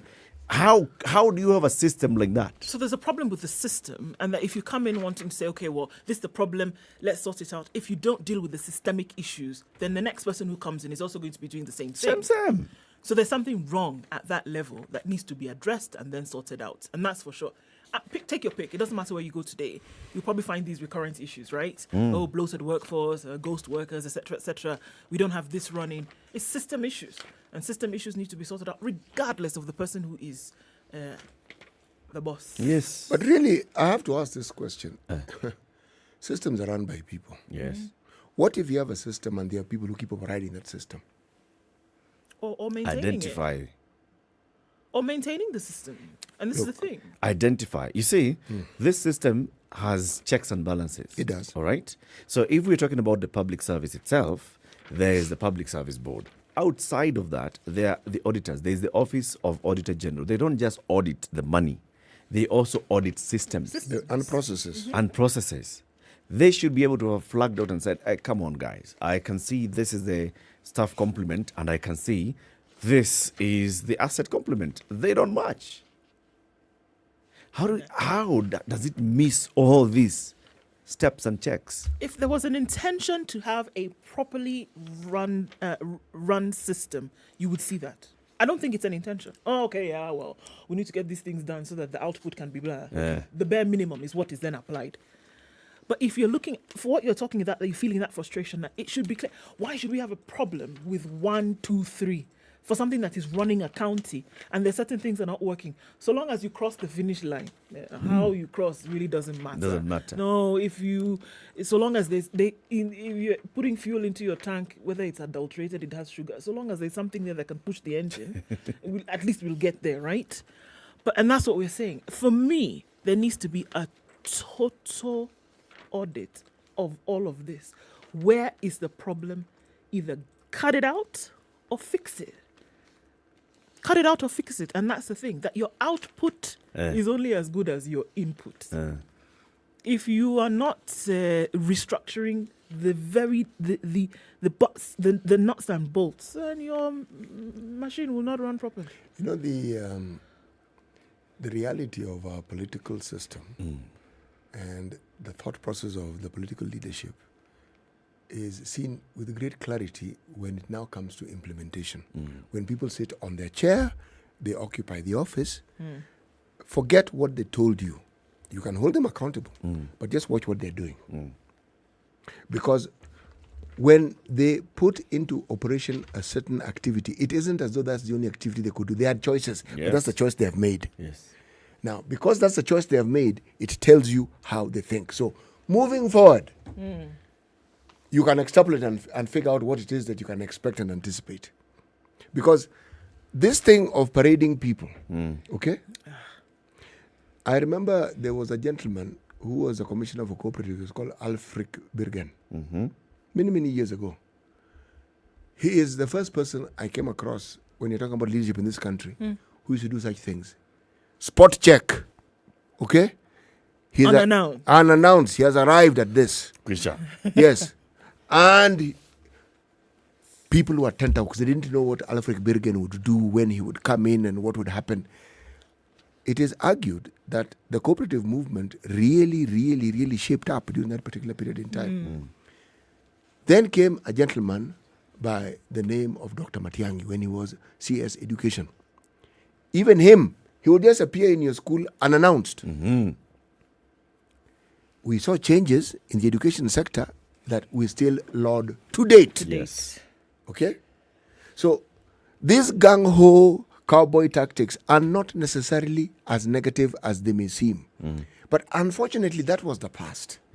And we keep saying that things have changed and we are looking at new ways of doing things. Or we are looking at rule of law and how it ought to guide our actions. Now, the rule of law also means a rule of processes. May I ask a question? Please, ask. I'm giving you 3. Let me start with one. So those times when we're saying that you saw that there was something going wrong, and it was the old way of dealing with these problems where you line everybody up at the firing squad, shoot those that you need to shoot, beat up those that you need to, and retain those who are doing a good job. Did it produce results? Yes. It did. It did. Now, look at the situation, that it is still the old way of doing things. It is still the old way of operation. So in order to get people in line, then wouldn't it appear that the same old way of whipping up these guys then is the only way that they would listen? They will understand. Yeah. No, I'm actually saying there's a clear lack of imagination. If decades down the line, we are still doing the same thing. Come on, for heaven's sake. But you're still doing the same thing. You're still doing the same thing. The problem is still the same. Yeah, the problem is still the same. You're still doing the things that you were doing 20 years ago, but somehow, because I remember I asked the first question, when they came and laid down the law, people behaved themselves, Abi? Yes, it was a single-party state, please understand. And the rule of law, by extension, there was one president and there was no other political party. It was the ruler of law. Yes, so if you happen to be a person in a position of law, you are like a direct representative of that one person at the top. So people listened to you. Okay? But now when it's different. It's very, very different. Okay. So if you are maintaining that status quo, I'm afraid I have to look at the way you think. It means we have a new constitution, but there's nothing new to you. Nothing is changing. Yes, as far as you're concerned, there's nothing new to you. So if that is the modus operandi, what then it therefore means is that the changes we keep speaking about are a long way from being realized. I think that is maybe what is going to be the dampener for you, CT, is that the changes that you're hoping have been realized have actually not been. That in the minds of people where it is absolutely necessary for that change to have taken place first, before you see a physical manifestation of that change, it has not occurred. It hasn't happened. Yeah, and there's nobody thinking about a change in system. They're only thinking of changing person. Exactly. What we seem to have done is understood the need to talk change. And talk it loudly and have manifestations that represent our talk. But the moment we get into the position, hey, this one is not even going back to factory settings, okay? This one doesn't have to do with factory, okay? So it's not even a rebirth. You change the entire solar system, meaning kabisa, because many of these governors are still silent. We don't know what they're planning to do, but in due course we will see. We will see. Yes. The governor of Mombasa did something, I dare say, really very interesting. Bold. Which one? Governor-elect? Governor-elect Abdul Samad. Nasir. That Sunday, he was at the cathedral, addressing the congregation and thanking them. For their vote. Yes, now, those of us who have lived long enough, his father, Sharif Nasir, was one of the first people who are of the Islamic faith who wanted seeing going into churches. Sharif Nasir did that a great deal. He even held harambes for churches in his time. Now, I'm saying it is unique. And he said certain things. Unique. But I am waiting to see, forget the political positions and statements and things that people do. The changes that people voted these fellows in for. Yeah. Are we going to start seeing signs? Meaning beginning with plans, beginning with timelines for execution, beginning with how it is they're going to go about it. And then we will look at the people you've appointed to help bring this about. They're dazzling us with these razzmatazz. Yes, they are. It's a razzmatazz. It's a drama. You know? It's a drama of going and, conducting inspections and cameras on tow. That is what they're dazzling us with, not the actual job. At least that's what's happening in the 47 counties. In County 49, could be different. In County 49, they didn't even wait for the guys to come with the razzmatazz. They said, you know what? Come here. They brought the razzmatazz to somewhere where you can't be showing anybody anything. Eric has got it. They said, let's razzmatazz you. The glare of the sun did not touch those squeaky shoes. Come and sit down here as we tell you how it's going to be. It's our way or the highway. It's Botele County, a fictional county in the breadbasket of Kenya. Showmax is showing the intrigues of what happens here and how the people would like their leadership and rulership to look. For 760 shillings, at least every month, you have access to all this great programming on Showmax. 7:30, Africa's most prestigious spectator motoring event, the Africa Concours. The Concours d'Elegance is back with a bang. Come celebrate 50 years of motoring heritage with us at the Nairobi Racecourse on Sunday the 25th of September. 10,000 motoring enthusiasts gathering every year to enjoy the sight and splendor of this event. The Golden Jubilee is bound to be the biggest celebration of cars and elegant fashion yet. The main attraction is the judging of 70 classic and vintage cars, 40 motorcycles under regulations approved by the Kenya Motorsports Federation and the Motorcycle Sports Federation of Kenya. The venue has ample parking, fun activities for the whole family, including a fully kitted and secure kids area. Expect a world-class showcase of beauty and elegance by both the competitors and the spectators. Gets open from 9 a.m. On what date again? The 25th of September. What's the venue? The Nairobi Racecourse. What's the event? Concours d'Elegance. There you go. The Africa Concours d'Elegance. There. It's the concours.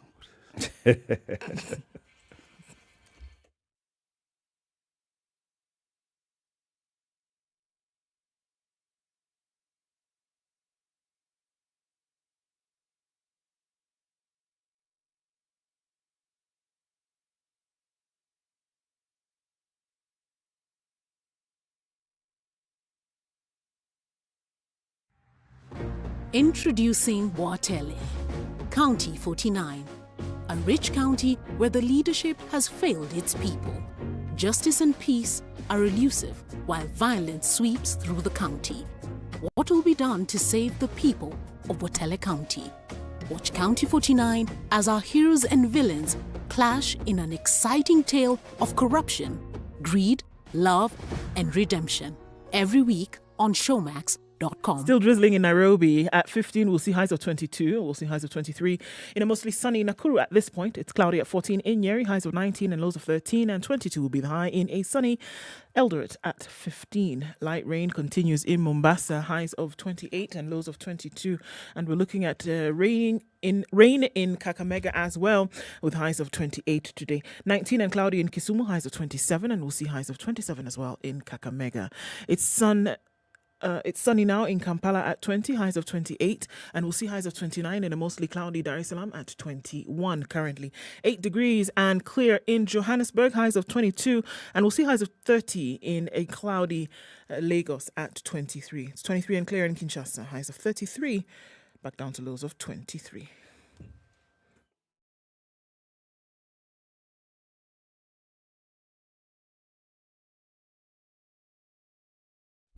Classic soul, R&B, smooth jazz, neo soul, and nostalgic ballads. Make some noise. Yeah. You're listening to Still continues in most SpiceFM. parts of the city this morning, and it's built up quite some in others.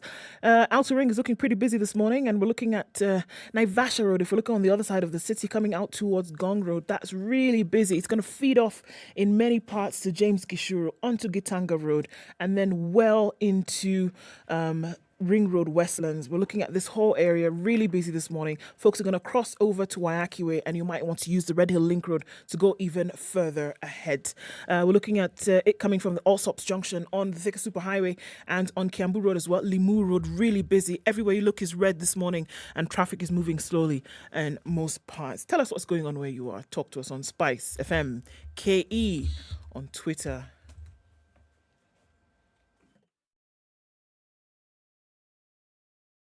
Spice and everything nice. All right. SpiceFM. Spice up your life.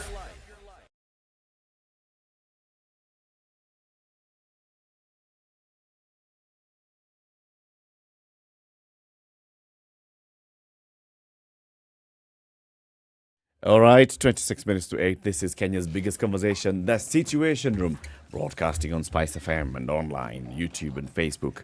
Let's have this conversation that we've had before, and this is about studying, living, working in Japan.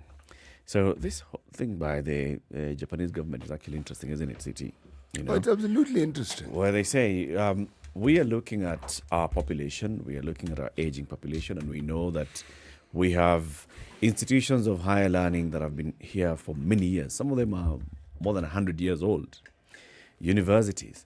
And they say, we'd like people to come and study here from other parts of the world.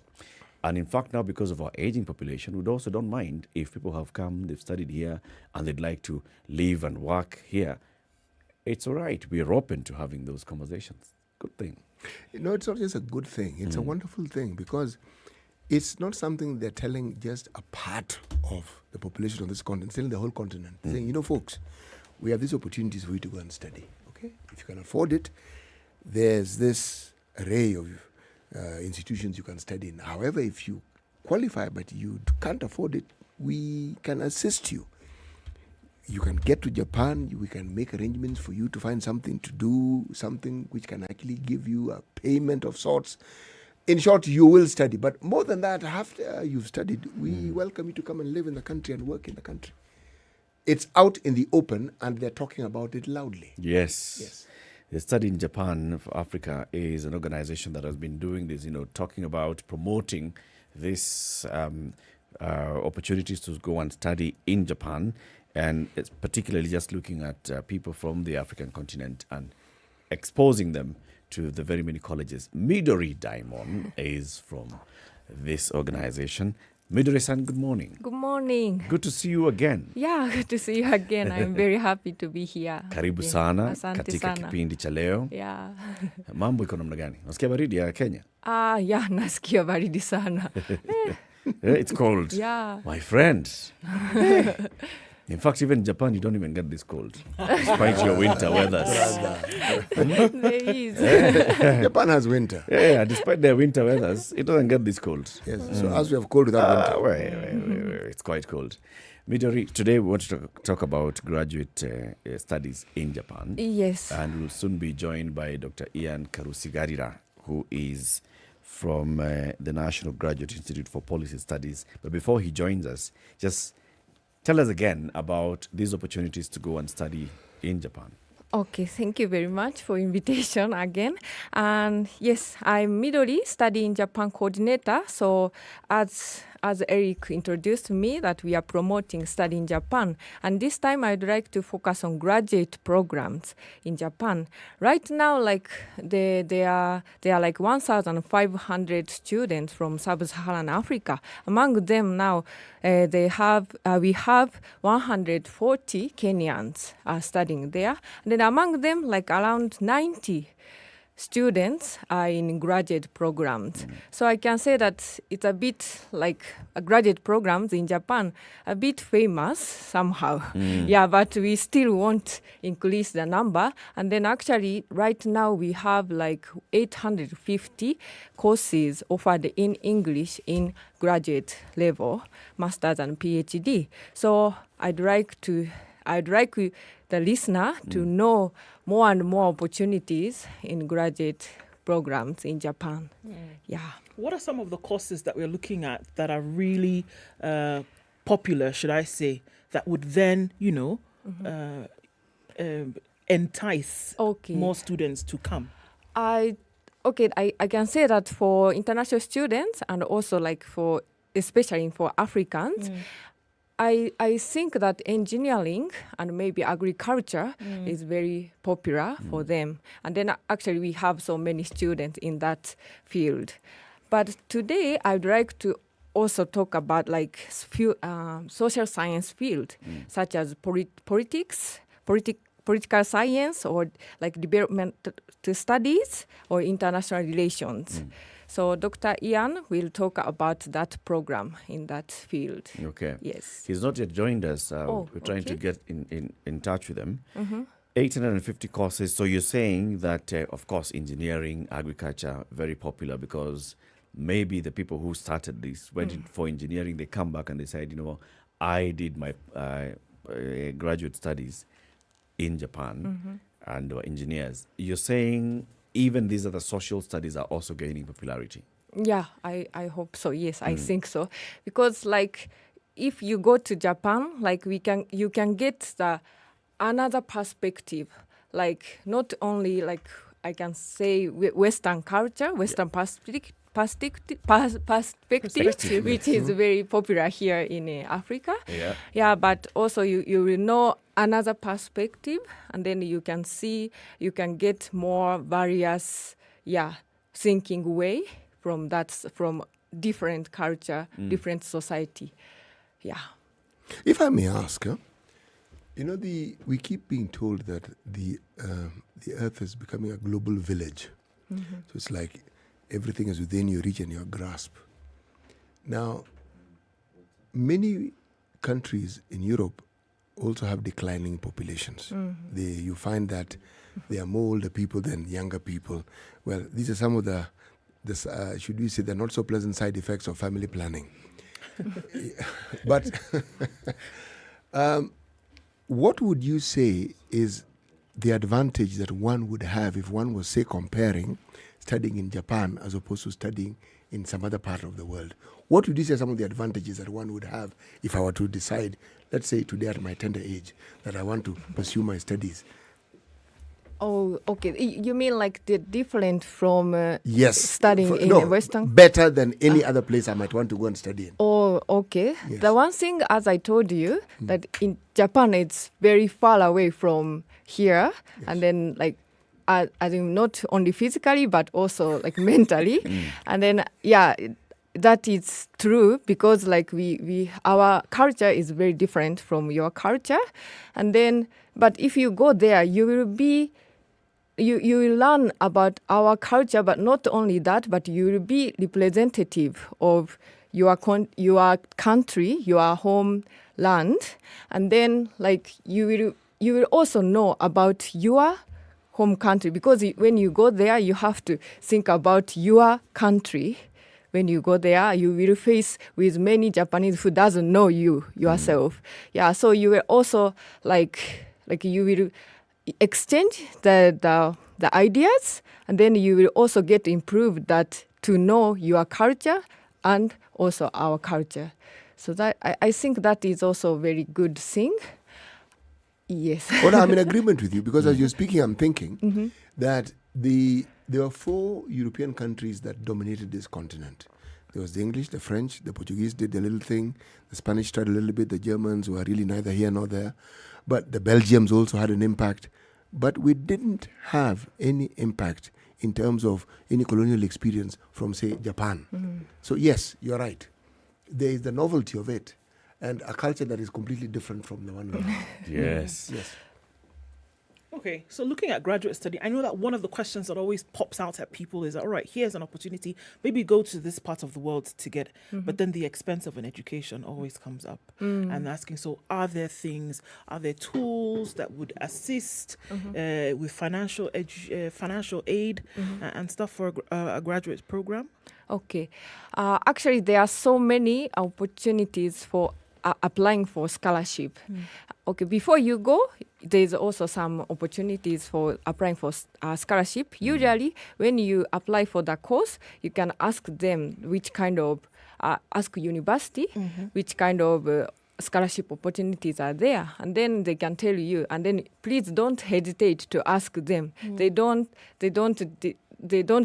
feel bad if you ask about financial assistance, because they know that yes, it's needed. And of course, after you go there, even that side, there are so many opportunities for scholarship, financial assistance, such as tuition waiver and also monthly stipend. Yes, such as like $400 per month for 1 year. Yeah, something like that.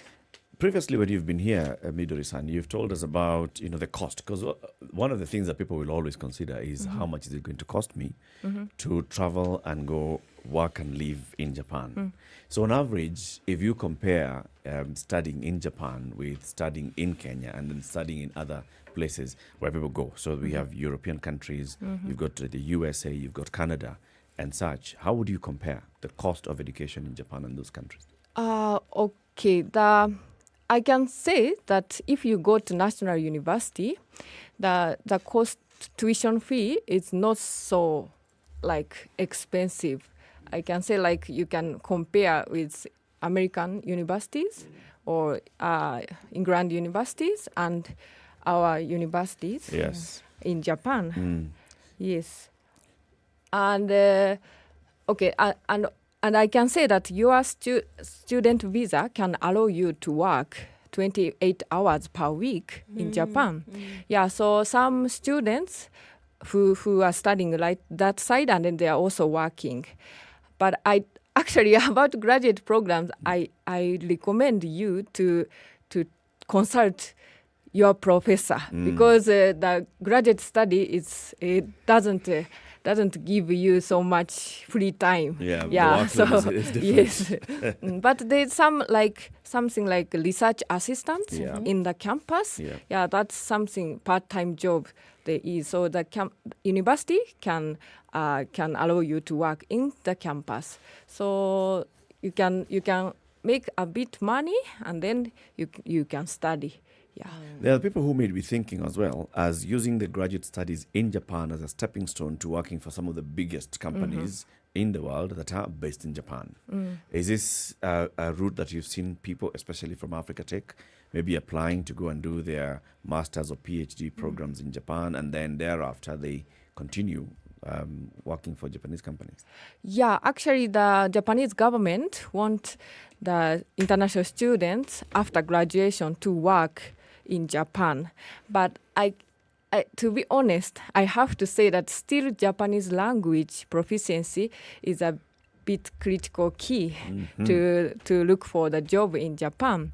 But at the same time, I've heard from one of African former students who are working right now in Japan, he doesn't speak so much Japanese language, but he managed to get a good job opportunities. And then he told me that the Japanese, it's very important. It's good to show that you have interest in Japanese culture and Japanese society.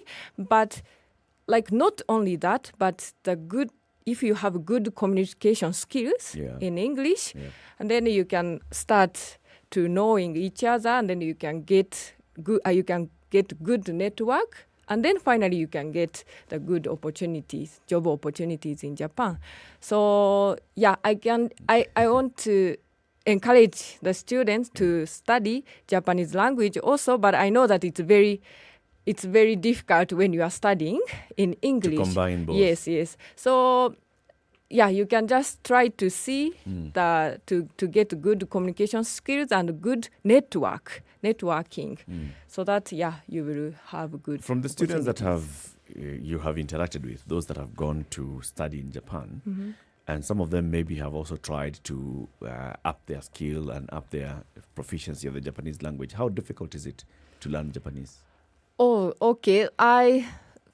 From my perspective, like for example, Bantu language, Kiswahili, it's very say that it has very similar pronunciation like our Japanese, because we have a, I, U, E, O, kakiku, keko, sashisu, seso, and then the sound is very similar to Bantu language. And then I know many African students who can speak fluently. So at least if you can speak, not writing. Writing is very difficult. It's very difficult. But if you can speak, and then it's very easy for you to to get fruitful life, daily life in Japan. Are you saying that you found it easy to learn Kiswahili? Actually, one of books says that Kiswahili is easiest language to learn for Japanese people. I saw it, I read it. I think that is because the sound system is the same.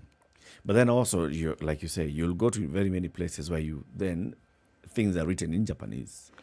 Now, difficult. Yes, you're learning you're used to the alphabet. Now you're using characters. So how is it gonna be? Actually, if you stay in huge city like Tokyo or Osaka, now these days there are so many English translation. But if you go, the university is located not only cities but also suburb area, and then if you go that side, maybe Black African will be only alone in that city, in that small area. So you can't see the English translation. But now, if you say something like greeting or some basic Japanese language, other Japanese people can can help you, can assist you very well. Yeah, that is I've heard from African students. Yeah. Okay, so there's a question that's come in, and I think it's interesting. That so, what happens if you want to then pursue your graduate course, but you want to also move with your family? Are there? So, are there provisions for one to enter into the graduate study as well as move with family? Oh, okay. So that is a bit like, it depends on your situation. If you go to study in Japan with Japanese government scholarship, that one, they can give you the somehow enough monthly stipend, so you can think about to take family to them. And then if professor allow you to go with your family, it's very easy to go. And then about visa, if you have a student visa, you can get easily to get the family visa for your family. Yes. And if you go like as a private funded students, still you can take them when you are studying. And then yes, I know that some families that side, since they are just at home, they started looking for some jobs, part-time job, and then they managed to get some small money that side. And then actually one of them, they get Japanese proficiency skill, and after they come back to here, and that wife started teaching Japanese language here in Kenya. So you know, it's fascinating. It's fascinating because when I think of just the opportunity, not just to have academic understanding and academic learning and knowledge, but how it is that the cultural exchange and the benefits that can be derived from it. See, I'll give you an example of what I mean. Okay. You mentioned social science studies, but you also mentioned engineering and agriculture. Now, I am a social scientist. My background in my studying is social science, but I'm fascinated by engineering. And I'm fascinated by the engineering prowess of what I've seen in Japanese engineering from the bridges that they have built in the country. Now, I'm thinking of that technology transfer when somebody has actually studied and they come back and that can be put into practice. But where I've seen it practically is in actually science research or medical science research, because it's a field I worked in for some time. People who have studied, the Japanese government has had very many collaborations with their universities and say the Kenya Medical Research Institute, and people who have actually gone there to study and have come back. Same with the University of Nairobi. And you can see the proficiency and what I'm calling the transfer of skills and how it now cascades down to the point where people don't just understand research as some foreign subject, but something that has been internalized and something that is considered to be normal. Because the greater the number of people who actually go through this process, the greater the number of people you will actually have who have that particular proficiency. Yes. I'm simply saying it's a good thing. Yeah, thank you very much. Actually, as you already noticed, that not only like if you go to study in Japan, not only getting knowledge or skills from Japan, but also you will learn that how that skill or technology will come from, like the system, whole system, and some our maybe job ethics or job culture also can like it assisting so much the solid our technology. So you can learn whole system, not only technology, but also the background, back culture. And then so that is why also I say that social science field also very important. So not only like technology and skills, you can steal our technology, but also if you go to study in Japan, you will know our lifestyle, you will know our thinking way so much, and then you can and also you can add some your knowledge, and then you will come back with that idea. Actually, it's from interesting Japan. you should say that, because even as you say it, so long if you have more and more people from this continent going to Japan, it also means the people in Japan get an opportunity to interact with the people who come from this continent. Yeah. And they open up Yes, to yes. it. So yes, as I said, it's symbiotic. It's a two-way traffic that I consider to be extremely, exceptionally good. Yes. And especially when people talk about Japanese, the work ethic, the respect and value system that they have, when you go and study such programs and then you also interact with the people of Japan, like you're saying, Midori-san, you get to interact with the people, then you also get to see this is actually who they are as a people. This is their value system. When someone from Japan, like Midori-san, says, I'll be there at 7:30, she'll be there at 7:30. If it's a people of Japan who are working for the county government of Trans-Nzoia, they would have been there on time when the governor called for a meeting at 9 a.m. Okay, and not 9:01. So it's such kind of things. Maybe actually you should talk to Governor Natembeya. He can sponsor some people to go and study in Japan and come back for a couple of days and come back. They'll be streamlined. They'll know how to work and live there. Question though, are there institutes in Kenya that teach the Japanese language that then would help you as you are applying for these programs?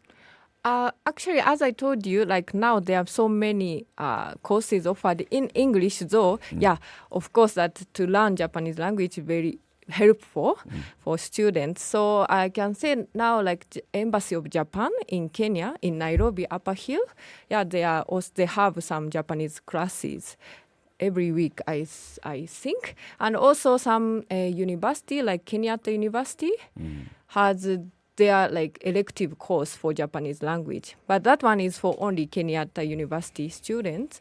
And also I know that so many Kenyans and some Japanese, they have private classes, Japanese classes. So, and then there's an association, it's called JALTAC, Japanese Teacher Association of Kenya. Yeah, so you can access them and then you can ask them that where I can study Japanese language. Yes. So these programs that are offered in English, it's from beginning to end, it's in English. It's not hybrid. About graduate studies, yes, offered totally taught in English. There's also some graduate schools, like if you get prospective, supervisor who can supervise you in English, but at the same time, sometimes they have some Japanese language course, but that one is bilingual. But I say that 850 courses offered in English, totally taught in English. So you can't be lost. Yeah. Let's have more of these conversations in coming days, Midori-san. We were not able really to get Dr. Ian in good time. We just got him at the very dying minutes of the conversation. Wow. So because it's very important that for him to actually speak to us in one of these days, tell us about the studying the graduate programs that are offered in Japan, especially from his institute, the National Graduate Institute for Policy Studies. Can I add a bit about his program? Yes. Please. Actually, he's in National Graduate Institute for Policy Studies. It's shortly called GRIPS. And they have actually, he's in PhD course. He's supervising PhD course, and then there's some Japanese government scholarship opportunities. So he wanted to promote his course, but that one is for PhD. So the applicants must have master degrees, yes. And then that one, PhD in advanced policy studies or in international development studies or international relations. So there are also some Kenyans and Tanzanians and also Ugandans. They graduated from that course and then they came back to here in Africa. Then they work for like Bank of Uganda or Ministry of Finance in Tanzania, and also like Office of the Prime Minister in Ethiopia, Rwanda, something like that. So like this course is for making leaders. Great. Yes. Midori-san, come again soon and let's talk. And this time, let's hope we'll have Dr. Ian on the show. Today or no, next time? Next time. So can I also promote our online event right Time now. for the news, maybe. Okay. All right. Midori-san, thank you very thank much for you joining very us. much. You're still in Nairobi, so Yes. you'll be I here will with come us back again. next week. Yes. Yeah, and then. Asante sana. Okay. Keep it here for more. All It's right. 8 a.m. Okay, thank you very much. Its headquarters yesterday and convinced Musyoka to drop his bid for the speaker and build his brand. The council argued that Kalonzo would not clinch the seat as the Azimio la Umoja One Kenya Alliance did not have enough numbers in the assembly. Mombasa Governor-elect Abdul Somad Nasir has vowed to work with President-elect William Ruto in a quest to return port services to the coastal city. Nasir said he will work with the national government to ensure Mombasa residents get desired services from both the county and national government. While campaigning, Ruto had pledged to revert all port operations to Mombasa should he be elected president. He acknowledged the shifting of port operations to Naivasha led to unemployment of the people in the coastal region. The Public Service Commission has gazetted vacancies in the offices of principal secretaries. Those interested in the positions have until September 20th to send their applications accompanied by their required documents. Principal secretaries work under the cabinet secretaries. Their duties include implementing government policies and strategic plan for the state department and facilitating the achievement of the goals and objectives of government and intergovernment programs and projects. They are also required to develop and implement an effective performance management system and ensure efficient and effective utilization of financial, human and other resources in the State Department. Now, Kenyans seeking migrant job opportunities continue traveling to the Gulf countries despite the unending horror stories. Yesterday, as Diana Chepkemoi, a domestic worker who was stranded in Saudi Arabia, returned home, tens of other hopeful women were clearing at the airport for the same destination. Speaking at the Jomo Kenyatta International Airport, Chepkemoi, who was among 50 detainees who jetted back to the country, said she had left other girls who were also undergoing mistreatment in the country. People there are mentally tortured, psychologically tortured, and it's not fair. And it's a shame being told there's nothing you can do, there's nothing your government can do. I have power against your government. It's a shame. So I'm just pleading with the government, just please do something. Wasaidie, wanateseka. Mpaka hata mtu saizi ukimuuliza jina yake ajui. Mtoto kuuliza kwani ni wapi ajui. Hata venye nimetoka huko tu ameniambia tu at least uwe umesikika, sauti yako imesikika. Pia sisi tusaidie. Chepkemoi's sentiments were backed by other girls who also jetted back to the country. Tumebakisha Gazilani office watu wa makungu wako huko 6 Sakan Embassy hawajashughulikiwa. Kuna mama mwingine mzee kabisa amekaa 6 months without work. Bwanaka alikufa, amekuja kutafuta ndio asomeshe watoto. Mpaka sasa yeye amekaa, nani atasomesha watoto?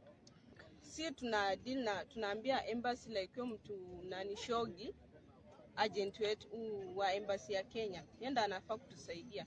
So mkimwambia anasema tunaenda na process, but since akuje yenyewe tumeona watu wanatoka even if unakaa 3 months 4 months, but ana make sure umetoka but hauko kwa hiyo hostile environment. Lakini sasa accommodation za Saudi ni mbaya. Unasikia hata kama si hiyo time tukasema we need work, wakatuambia kama mnataka kazi na mko serious tukubali watutumie ndo tupewe kazi. Tukasema no, that cannot happen.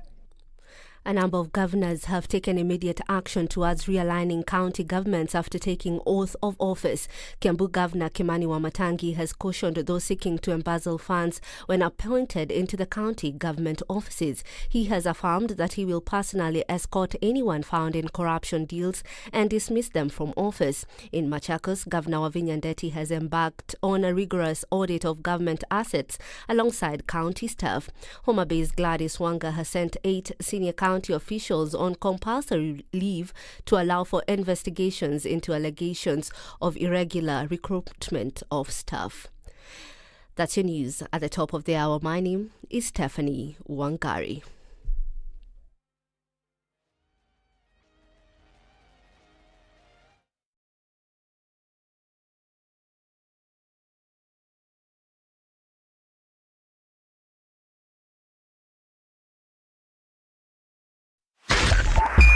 102.5 Spice FM. All right, so Kisumu. with quite some heavy traffic this morning. Looking at coming off Raila Odinga Way, also going onto Langata Road, really busy there. We're looking at Jogo Road as well is really busy. Lunga coming towards Likoni, that also quite some traffic as well this morning. The Thika Superhighway is a hot mess. And we're also looking at it really heavy off Kiambu Road. And not quite sure, but Limuru Road is really crazy. Not quite sure what's going on there. The Red Hill Link Road, which is usually used as an escape route to get off Wayaki Way, is bumper to bumper in and outbound. Okay, so it looks like it's going to be that morning today. Coming off United Nations Avenue right into Ruaka, coming off of the Northern Bypass. There's quite some traffic there, and that's all affecting Kiambu Road. So that's what looks really crazy. The rain is not helping. But keep your wits about, folks. Let us know what's going on where you are. SpiceFM, KE on Twitter. Let's keep things moving this morning.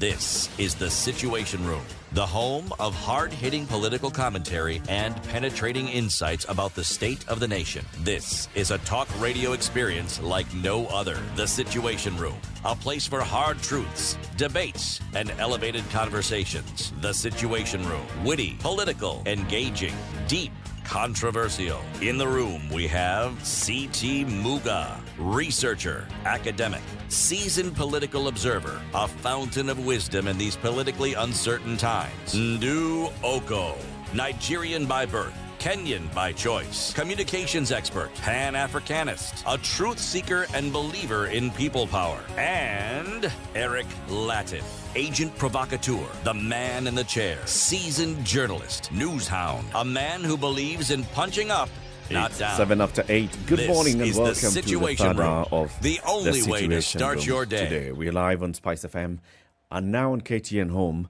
in addition to being live on YouTube, Facebook, and www.spicefm.co.ke. For the next 1 hour, we want to talk about the bondage in Saudi Arabia for very many Kenyan workers who are living there.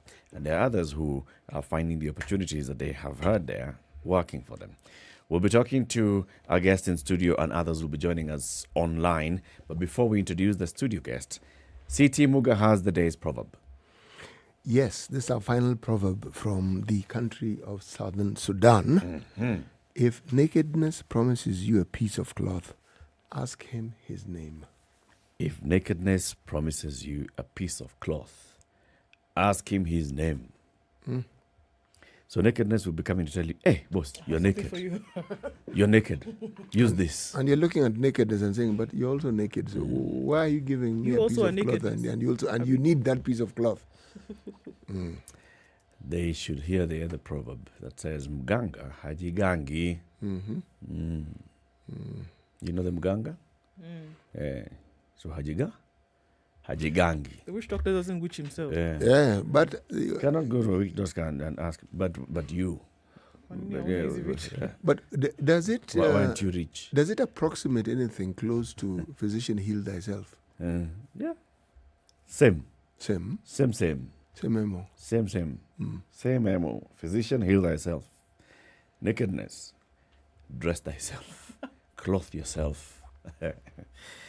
Anthony Kerry Ngarama is our guest in studio this morning. Anthony, good morning. Morning. Good to have you on the show. Welcome to Kenya's Biggest Conversation. Thank you very much. Anthony, you're here with us this morning because you have a relative who is living and working in Saudi Arabia, right? I'll correct you. It's my wife. Yes. Who is working in Saudi Arabia? In Saudi Arabia. How long has she been there? From March this year up to now, as we are talking. So how did she how did she live? Did she live through an agent? Yeah, she did go through an agent called Ruth, and she went to her office at Nanak House, near the Nation Center. Yeah. And is she still working there, or what's the situation like now as we speak? At the moment, as we speak, she's hosted in a hostel, and the situation is very, I don't know what to say in proper English, but he's very bad, in a very bad situation. What do you mean hosted in a hostel? Is she not working? She's not working. Did she ever work since she left the country? Yeah, she did. And, she had a problem with her first house, and the agent changed her to another house. But the last one that she went, she was tortured. So before the July 10th, we had been talking for quite some time through WhatsApp. But on July 10th, it was on a Sunday, she noticed that her phone battery was about to go off. And she told me, my husband take care of the children because I think there's something wrong, or the battery has been tampered with. And I'm about to go offline. Yeah. That was on the 10th of July. Yeah. And you were speaking on phone, or was it via WhatsApp? Via WhatsApp. Yeah. Was it a voice call or was it text? First, previously I had been talking through voice recording. And then when she noticed that the phone's battery was about to go off, she started changing to SMS. Yeah. And the last SMS was on Sunday at around 3 p.m. Yeah. Okay. Can we take a few steps back? Yeah. How did you start this process? And what made you decide that she would then take up employment? And this is Saudi Arabia for where she went, right? Yes. What made you decide to take up the job? And then how did you go about applying and then getting the agent's reference and all of this? First, before 2019, let's start from the introduction about myself. Around 2019, before the COVID-19, I had been working in Nairobi at a studio called Studio One. And our boss told us that his work is about to round up his work because his assets were going down, and he has to sell off the property plus the studio. Then he paid us all the dues, despite asking him about my pension and all goes on with when you're about to leave any job. He denied all the workers the employment dues that are usually accompanied when you leave any kind of work. So when I left, I started searching for another job, and I got a placement as a security guard in Kileleshwa, whereby from then on I started working at a salary of 11,300. And at the same time, when with my wife, we talked about the issue of the salary, plus we have 3 children. And my first born is in secondary school in Form 4, and is about to finish her studies. And my wife told me, let's do this. Let me go and find a job so that I'll be able to assist you in one way or another. She searched for jobs, manual jobs, and sometimes would get about a week or 3 weeks, and then the jobs ingine inaisha hivyo. So she told me, there's a lady, this agent in Nairobi, and she told me there's a very good job in Saudi, and you'll be earning much, and you'll be able to be sending an amount that you'll be able to take care of the children. First, I didn't agree with the situation, depending on how I've been seeing our citizen being tortured in Saudi Arabia. But in the end, I agreed. I agreed because we had a loan of Kenya shillings 200,000 that we had taken a loan because of the children that are learning, and we don't have a proper house. We wanted to start from something so that we can be able to make a living in somehow. She went and talked to the lady called Ruth. And first I did not agree because in my heart I sensed there's something wrong with her going there. I told her to come back home. I asked her, can I go myself as a man? Can I go? But she called the same lady and asked her, can my husband go there? The agent asked her, how old is she? Is your husband? And my wife responded, now in year 2022, he's 52 years old. And the people going there, the maximum age is 41. So you can see. So you're already out of the disqualified by your age. Yes. So the lady told my wife, now I'll take care or make sure when the first salary is out, I'll send to your husband and he'll be able to solve all the issues that have arisen from the situation that you are in. I did agree, and on March, I think the message is on your, I think it's on March 10th there. After I agreed, all the documentation was done for her by the same lady, and I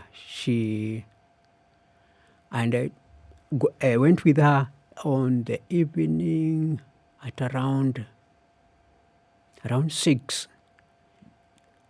when she was about to board the plane. Yeah. To JKIA? Yes, JKIA. When she went, I told her, please make sure your phone is always active so that I may know what's going on there. She boarded the plane, and the moment she arrived in Riyadh, she told me, the moment I'm with the employer. They went and started work for the first house. For the first house, she noticed that in that house there was no husband, but there was a lady, the woman of the house. He had three children, and all of them had this sijui hiyo ugonjwa inaitwa na gani. What was the manifestation of this illness? Dalili ya ugonjwa huu ulikuwa ni nini?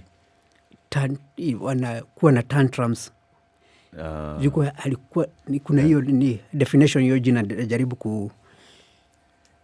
kutafuta. So one of the developmental condition ya mind probably autistic. Yeah, that's the correct word. Yeah.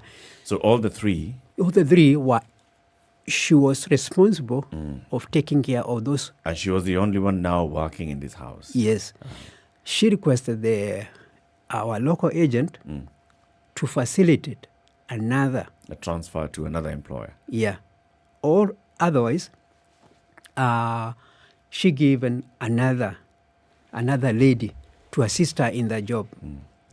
But the employer declined. Okay. Later, the agent agreed, and she was transferred to another house. When she went there, she found two ladies. And those ladies were from Ethiopia. For around the first week, she noticed that the ladies were not quite responsive. Hawakuwa na mtaka. These are fellow workers. Yes. In the same home. Yeah, her colleagues, but from different countries. Okay. Yeah. She noticed that the ladies were not willing to work with her. And the employer, let me point for one more thing about the current employer. The employer, it's like her mama lives in Nairobi, but the employer lives in Arusha. So you can notice the distances. The employer comes once in a month. The person who's been taken care of is her mother. Okay. Yeah. And her mother is around 110 kg. And my wife was supposed to take care of her. Sometimes she was unable to walk alone. So she has to be lifted to a wheelchair. And supported to walk. Yeah, and then to the bed. To the wheelchair, okay. Yeah. The Ethiopian ladies were not willing to assist her in any way. And another thing. What was the job of the other two ladies in the house? They were assigned in the kitchen, and the other one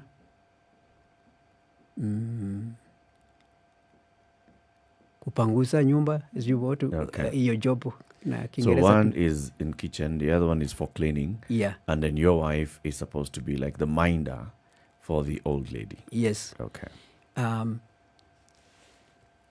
When the employer went away, my wife noticed that these two ladies did not want to hear anything about her, and they started mistreating her. And usually they Ethiopian, unless they are from Tigris, they usually speak Arabic. Okay. Yeah. Tigris, sometimes they should. So they were speaking a different language from her. They were not being friendly to her. They were not being cooperative. Yes. So she felt hostility from fellow workers. Yeah, in the household, and the boss is not around. Yes, not around. And when they talked in Arabic, my wife is usually, even when we were talking, she usually interpreted some of the words that you are using and told me, my husband, I don't know how I'll come out of this place because these ladies are about to do something to me. Yeah, she did understand. She hears. She's very quick in understanding languages very fast. So she heard what they were saying. And when she told the employer, the employer told her that she'll come one day randomly without the two ladies knowing. And she'll be able to find out if what she is saying is correct. And he did come one day and found one lady mishandling her mother. That's when one lady was was paid her all her dues and sent back to Ethiopia. Okay. That's when the hell broke loose. So one was fired, one was left. Yeah. And your wife as well. Yeah, was left. So at what point did your wife, just to speed up the story a little bit, at what point did your wife leave this homestead? Do you know whether she left this homestead? Of course she did, because you told us now she's in a hostel. To summarize all that, first, after telling the employer, and the employer sacked the lady,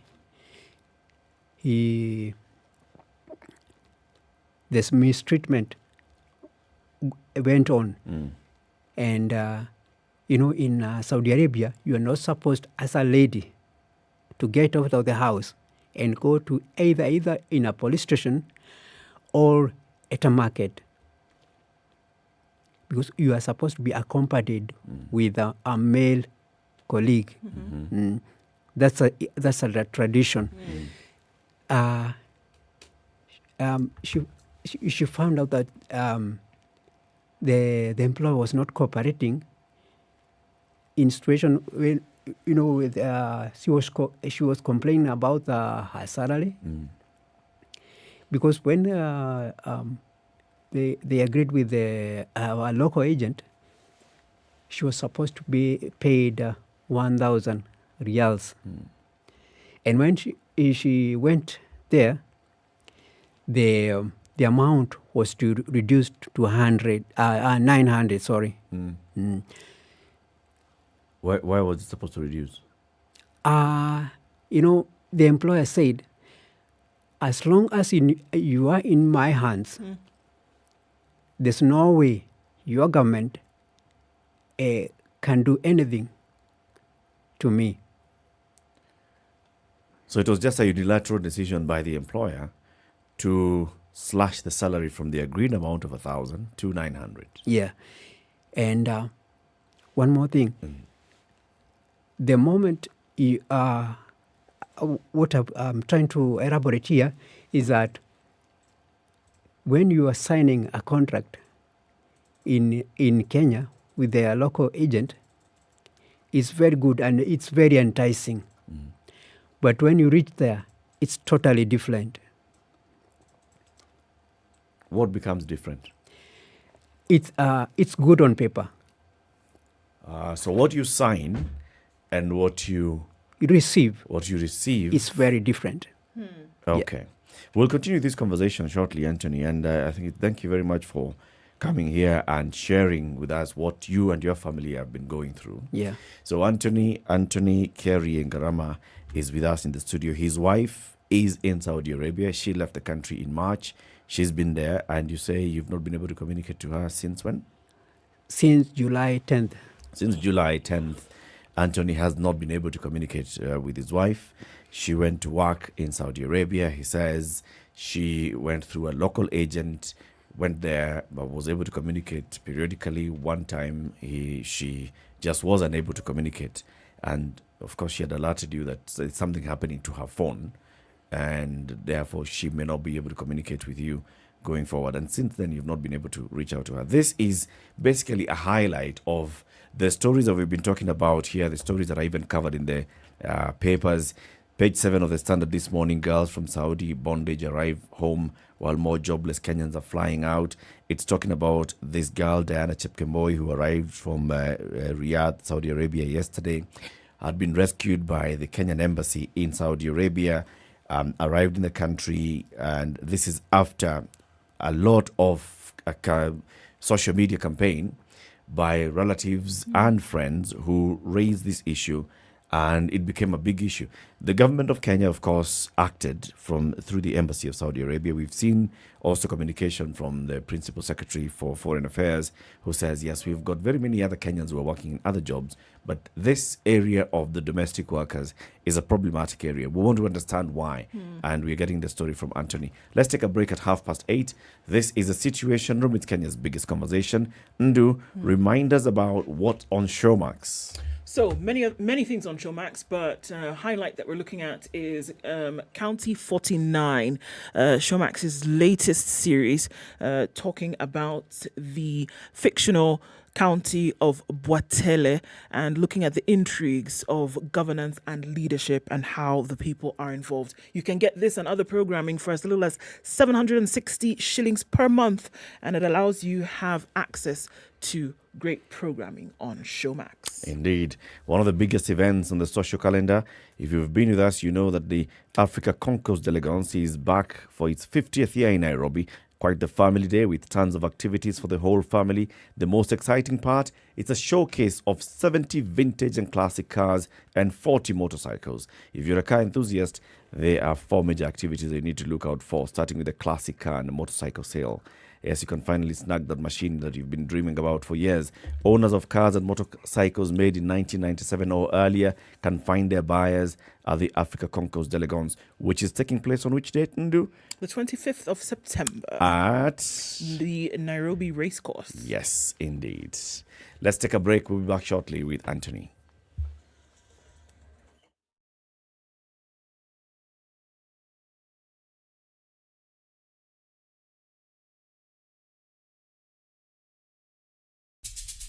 When you think about education hubs, Japan has long been at the list of preferred destinations to provide world-class programs. The Study in Japan Global Network Project and Ministry of Education, Culture, Sports, Science and Technology in Japan are hosting an online event for students and professionals looking to further their education and join master's and PhD programs in social sciences such as internal public policy and conflict studies, economics and management, and sciences such as information technology, environmental sciences, biomedical science, agriculture, engineering, and veterinary medicine. Join the Study in Japan online fair for Sub-Saharan Africa 2022 on the 30th of September and on the 1st of October by registering on 2022.studyinjapan-africa-portal.com.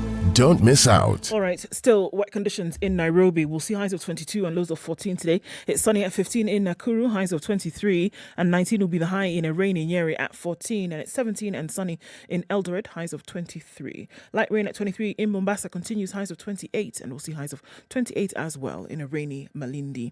It's 21 and sunny in Kisumu, highs of 27, and we'll see highs of 27 as well in a sunny Kakamega at 21. It's partly sunny at 20 in Kampala with highs of 28. Looking into Dar es Salaam, it's sunny at 23. We'll see highs of 29. It's 10 degrees and sunny in Johannesburg, highs of 22, and it's 23 and partly cloudy. In Lagos, going to highs of 30. 33 will be the high in a sunny Kinshasa at 22.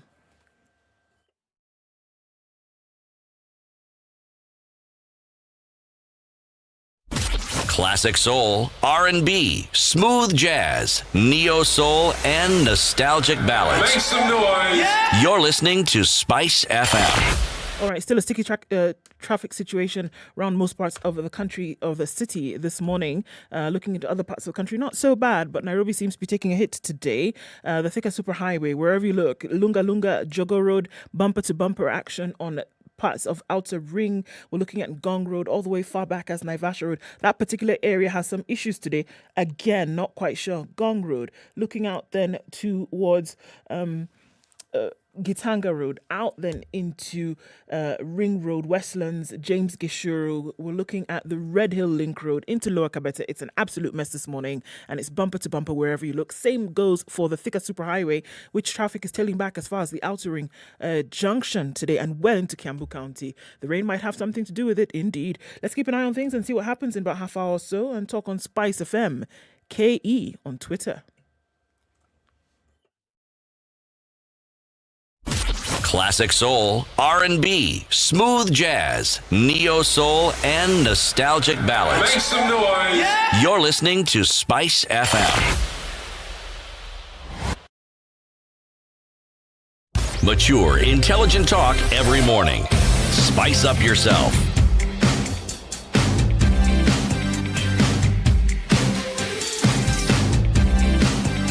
Mornings 5 minutes done right. This is the Situation Room, Kenya's biggest conversation on Spice FM, on KTN News, KTN Home, and online, YouTube and Facebook. We have Anthony Kerry and Garama in the studio. His wife, is in Saudi Arabia. She went in March. She has not been able to communicate with him since July, and he's wondering what's happening to her. So the circumstances that led to her going, I'm going to just recap what Anthony has told us this morning, is they sat as a family and they looked at ways in which they can supplement the incomes.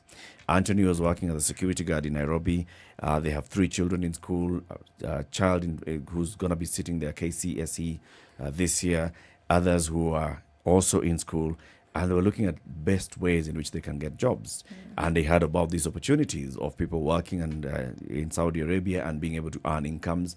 You heard about an agent, and this agent then facilitated your wife's travel to Saudi Arabia, from the application for a passport to the travel to plane tickets to getting the job and employment. Went to the first employer, did not have a good experience with the first employer, requested to be transferred to a second employer, was transferred, also not a good experience. And then since then, things have just not been going well. Since the 10th of July, as you told us, Anthony, you have not been able to reach out to your wife. Yes. Let's take those steps back. And I think even City was asking you during the break, how did you get to know of this particular agent? And number 2, you sound like somebody who is very thorough. Even all these things, you kept questioning and asking questions. Did you ask questions about the validity of the agent, about the registration status of the agent, about the official DOM of this whole process? First, when I encountered the agent, I went to her office, and the certificate is displayed near the entrance, and I did go through it, and I found that it's duly registered. So I went on and told my wife, then proceed. Okay. Yeah. So what did they do? What did the agent do to facilitate this travel? She requested my wife's birth certificate, and because she was not a first timer, she had gone to another. She had traveled before. So yeah, before she had a passport. Okay. Yeah, so the other documents were ready, and then the duration was a bit shorter because she had the documents. Okay. That's when I agreed. So how much did you pay? Did you pay any money upfront to the agent? The agent requested 5,000, but I didn't know what was the amount was. The reason why shillings. Yeah, 5,000. What was the 5,000 for? I don't know, for the there's a place they used to called they usually host the ladies before they depart. Okay. Yeah. So they are kept in a hostel here before they leave. Yeah. For how many days? For around, if you are not first, you are not for you're going for the first time. Usually it takes about 1 week, and then you go.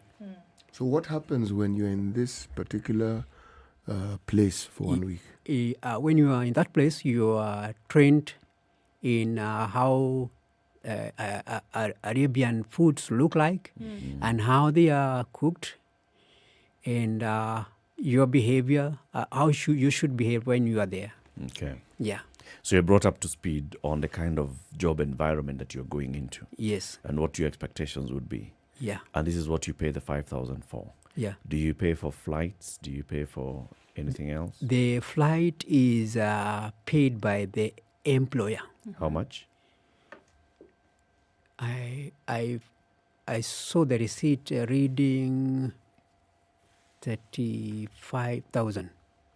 Okay. Yeah. And what is the agreement? Is this going to be deducted from your salary? Well, I don't know between the agent and the employer. I don't know. There, I didn't ask any question from there. Okay. Yeah. Okay.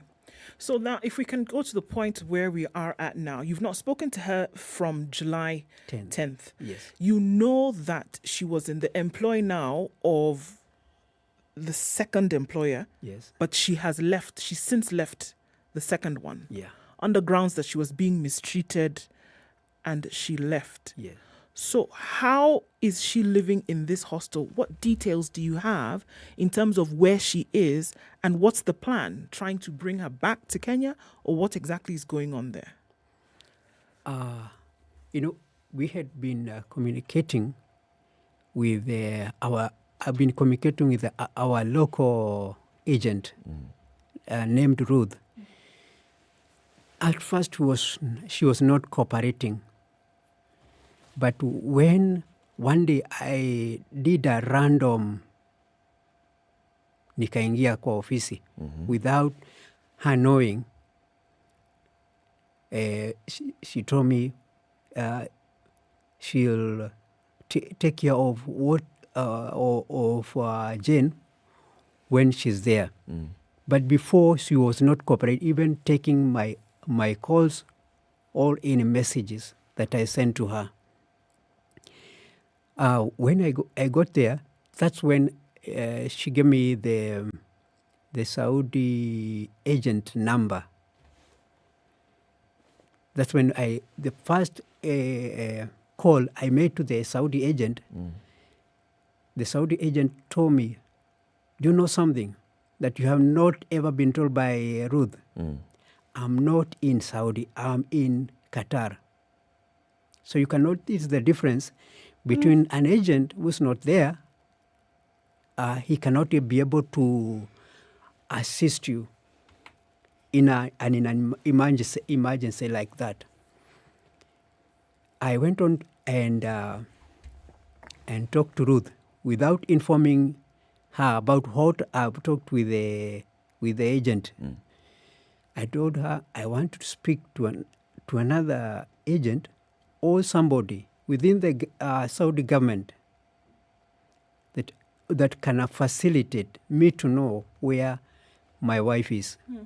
That's when I got the number with the name Carlos Hemes, who after questioning him, that's when he told me all the information that I'm about to reveal to you.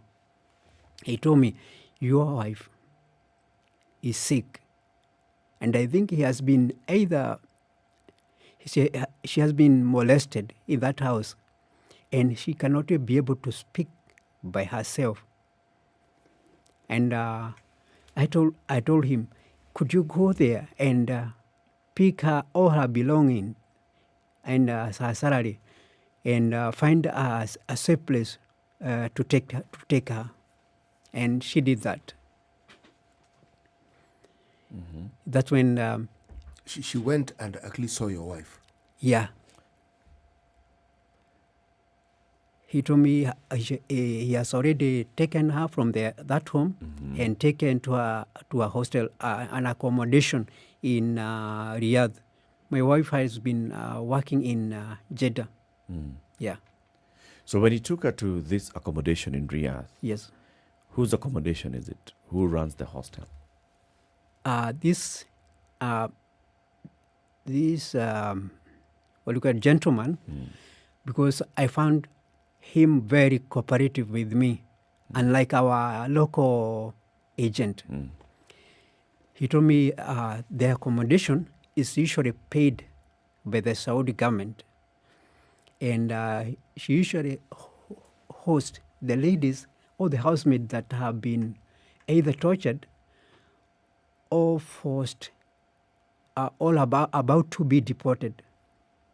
And he takes care of them by give them food, and if needed, he gives them medical care. Okay. Yeah. So since he brought her to this hostel, yeah, were you able to talk to your wife through him? I talked to him, and I told him I'd like to have a video link so that I'm able to speak to my wife if possible. On today is on Wednesday. On Monday at around 6:45, our local agent told me about 15 minutes from now, it will be around 7 p.m. I'll be making a video call to link up with you with your wife in Saudi. And I waited for those 15 minutes, and she connected via video call. I tried to speak to my wife, and she could not even look at the camera. And when I looked at her... This is Monday? Yeah, Monday. At around 6... The day before yesterday? Yes. 6 p.m.? Yeah. Okay. I told her with my own voice, and usually when I talk to her, either in my own language, she usually listens. And usually, even my face, she recognizes. But on that day, I found that she cannot even recognize my voice. She cannot even recognize my face. And she was not looking at the camera. And I told Carlos, there's something wrong with my wife. And seriously, she is sick. Was it her? Can you be sure that the person that you were looking at on this video call was actually your wife? Yes, completely. Yeah, I'm 100% sure it was her. I tried to talk to her in my own language, trying to get her attention. Yeah, to look at me so that I'm able to use enticing words so that she can able to speak to me. But one thing I noticed, because the one holding the camera is somebody else, I noticed that there's either somebody whispering to her. Yeah, trying to. No, she had tried to talk, but I eventually said, "No, I don't want to talk. I don't want to talk in my." She talked in our own language, and eventually I told Carlos, "Is it possible for her to get a plane back to Kenya?"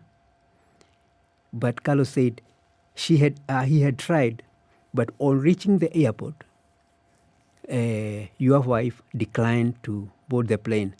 But I found that issue not. You did not believe him. I didn't believe him, because the ticket is supposed to be taken to the airport, and the passenger is supposed to board the plane without the ticket. Am I right? No. No. The passenger carries the ticket. The ticket. You have to have the ticket on your person. Okay. And your passport. Yes. Okay, now, there's something, I found out that there's something fishy between our local agent and the agent on the other side, because the crucial information that I need is not relayed to me. First, I requested a medical report to be sent to me via WhatsApp. They declined. Number two, I requested a video, what do you call it? A clip. A clip, just a small clip of what had transpired, because there was one incident in the employer's house. He was shouting. When I made a direct call to the agent and he linked me with the employer, I heard her screaming behind the phone, and I think he was either pushed away so that I cannot be able to hear her voice. That's when I raised the alarm to a local agent who was at that time telling me ati wewe unaongea mambo isiyo. And I'm telling her I'm making up some following up. Yeah, you know, I was trying to follow up on my wife's condition, but our local agent insisted. So your local agent insists that the story you have is I'm not making the it up. correct story. Yeah, making it up. And the local agent also insists that your wife doesn't really want to come back. Yes. And this is also being said by the agent on the other side in Riyadh, Saudi Arabia. Yeah. You're telling us on Monday they made a video link. Yeah. Were you able to tell whether the people on the other side of the video link could hear what you were saying? Not just your wife, but could the others hear what you were saying? Was there any reaction? Or is it possible that the voice was on mute? So even as you're trying to reach out to your wife, she basically is not even hearing you speaking to her. It was set on a loudspeaker, so they were able to hear. And but she was unresponsive to you. Were the other people in the video answering you? One named Carlos eventually talked to me after my wife declined to talk to me directly.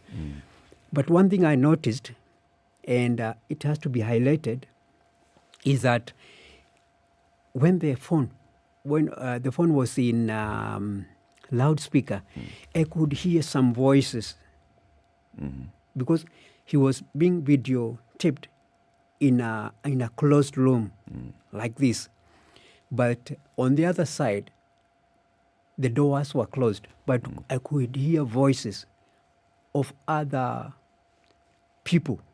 I think there are other people in a separate room who are confined there. Have you been able to reach out to government authorities? Yes. Both here and our embassy in Saudi Arabia? Yes. First, in the first place, I went on Friday in Upper Hill, in the Ministry of Foreign Affairs. And I was given a form. They had an email address to write an email to send to the consulate, diaspora consulate. And the next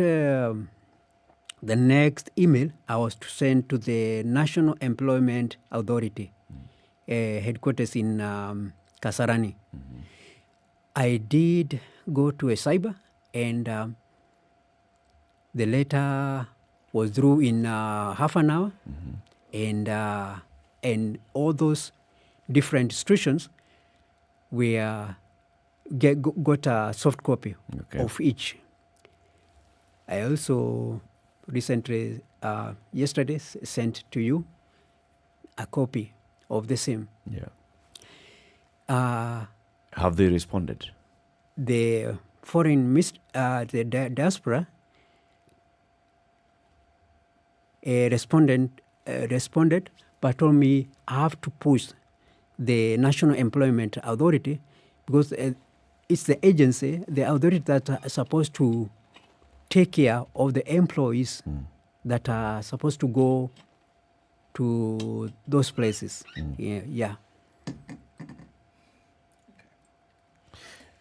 So, at the point at which we are at right now, yes. So the MFA ministry has said that you need to follow up this case through the employment agency. Yeah. So there's a local agent, on the Kenyan side, and then there's a local agent on the Riyadh side. Yes. Your wife is in another location.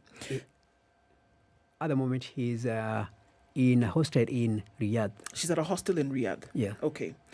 What are they saying that they can actually, this National Employment Agency, what are they actually saying they can do? Because at the end of the day, what you're saying is, I would like my wife to come home. The situation in which she's in is not good. To be able to hear the details of exactly what has happened to her, the point of her going was for her to work. Currently, she's not working and she's not in a good state. The best thing for her to do now is to come home. Yes. Is that where we are? Yep. Okay. I I went physically yesterday to the National Employment Authority, and the way they responded to my situation is worrying to many of the victims that are being tortured. Because what did they tell you? They told me it will take 2 weeks for my complaint to be lodged, and 2 weeks to me seems to be a very big. This is the National Employment Authority. Yeah. You went to their offices in Kasarani. Yeah, and one more thing, I requested the director to see all the evidence that I have on my WhatsApp, but he declined. Because the evidence that I have on my WhatsApp has all the information that I had been receiving from our local agent and on the other side of Saudi Arabia. So when they told you, what did they say would happen within the 2 weeks? The agent that was responsible for taking my wife to Saudi is also responsible for repatriating her back to Kenya. Okay, that's what they told you. Yes. All right. And what role do they play in this process? Can they apply pressure on this agent? Can they get information from our embassy in Riyadh regarding this particular situation? What is it that they can do beyond telling you to wait for 2 weeks and telling you that the agent is the one responsible for repatriating your wife? The National Employment Authority NEA has the authority over the agents in Kenya and how they perform their duties, even the discipline, inspection, whatever it takes, that the agents should adhere to the National Employment Authorities directive. But what I notice is that they do not do random checks on the agents. So the agents usually have what you call a free birth in making their own decisions. Anthony, if you were to give a message as we close this interview this morning, if you were to give a message to the various authorities in government, yes, what would you tell them today about what you're facing? What I would say is that they have to put the pressure, all the hands together, because what I see, they are a bit separated in the way they perform their duties. They should pull together so that our citizens, when they get out of the country to go to either of the countries in the world, they should get a feeling that our government, our institutions are taking care of them when they're out there. Thank you.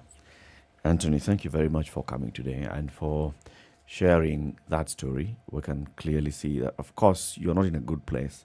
You don't know the condition of your wife. You say you spoke to your wife on Monday. You could see her, but she's not being responsive to you. That, of course, adds to the pressure. We wish you all the best, and we'll be here to help support in pushing for this, for action to be taken, for your wife to be rescued and to be brought back home. Okay. I would appreciate very much. Asante sana. Thank you. Okay. Many have listened to this conversation this morning. Anthony Kerry and Garama has been reaching out, seeking the support of the National Employment Authority, of the local agents, of anybody who can help to repatriate his wife, who has been in Saudi Arabia since March, says has not been working since July. I was able to speak to her on Monday, but she was not even able to speak back to him, and he'd like to know more. The conversations continue on SpiceFM. Good morning. It's 9 a.m. Sugar and spice and everything I Spice up your life.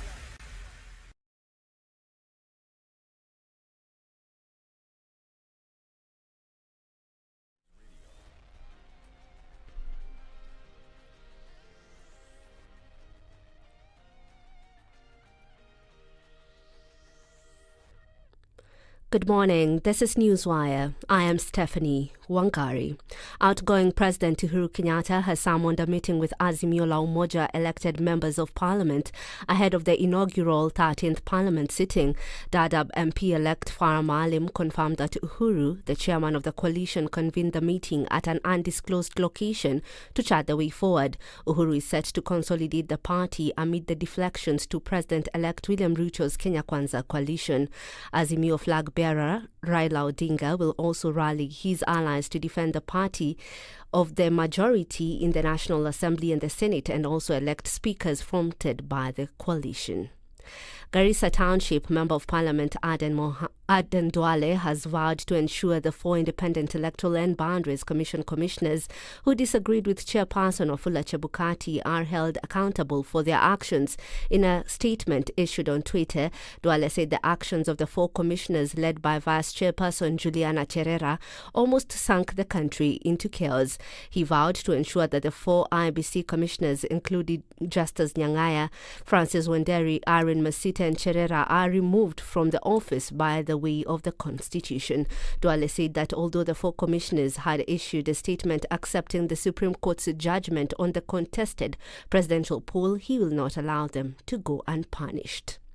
Taita Taveta Governor Andrew Mwadime has vowed to work with President-elect William Ruto.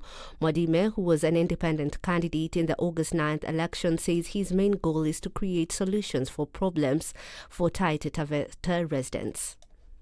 Na mnafahamu yeye pia ni mkazi wa Taita na Taveta. So tunamkaribisha kabisa, hata yale ambayo tutajadiliana lazima pia yao kimfikia, kwa sababu kwa uongozini katika national government vilio vingi tumekuwa navyo. Kwa mfano maswala na royalties ya madini, royalties ya wildlife, manake mbuga pori kubwa Kenya nzima, wananchi wengi wanaumia sana. Leo asikia ng'ombe imeliwa, kesho kutwa nasikia fisi amemaliza mbuzi, lakini compensation ilikuwa haionekani. Najua sasa hayo kwa sababu ni mkazi na anampata pia yeye. Najua pia tutasaidiana kwa maswala kama hayo. Nimempa kongole kubwa kabisa. On his part, Mombasa Governor-elect Abdul Somad Nasir has also vowed to work with Ruto in a quest to return port services to the coastal city. Nasir said he will work with the national government to ensure that Mombasa residents get desired services from both the county and national government. While campaigning, Ruto had pledged to revert all port operations to Mombasa should he be elected president. Wiper leader Kalonzo Musyoka has dropped out of the National Assembly Speaker race. This is after the Wiper National Executive Council convened at the party's headquarters yesterday and convinced Musyoka to drop his bid for the Speaker and build his brand. The council argued that Kalonzo would not clinch the seat as the Azimio la Umoja One Kenya Alliance did not have enough numbers in the Assembly. The Public Service Commission has gazetted vacancies in the offices of principal secretaries. Those interested in the positions have until September 20th to send their applications accompanied by their required documents. Principal secretaries work under the cabinet secretaries. Their duties include implementing government policies and strategic plan for the State Department and facilitating the achievement of the goals and objectives of government and intergovernmental programs and projects. They are also required to develop and implement an effective performance management system and also ensure efficient and effective utilization of the financial, human and other resources in the State Department. Matters International, at least one person was killed in the eastern Congolese city of Beni yesterday when gunshots were fired during another protest against the United Nations MONUSCO peacekeeping mission in the Democratic Republic of Congo. Protesters on motorbikes had gathered and blocked a MONUSCO convoy in Beni. The protesters are a continuation of violent demonstrations against the mission that has killed dozens, including civilians, peacekeepers and Congolese police elsewhere in eastern Congo since July. That's your news at the top of the hour. My name is Stephanie Wangari.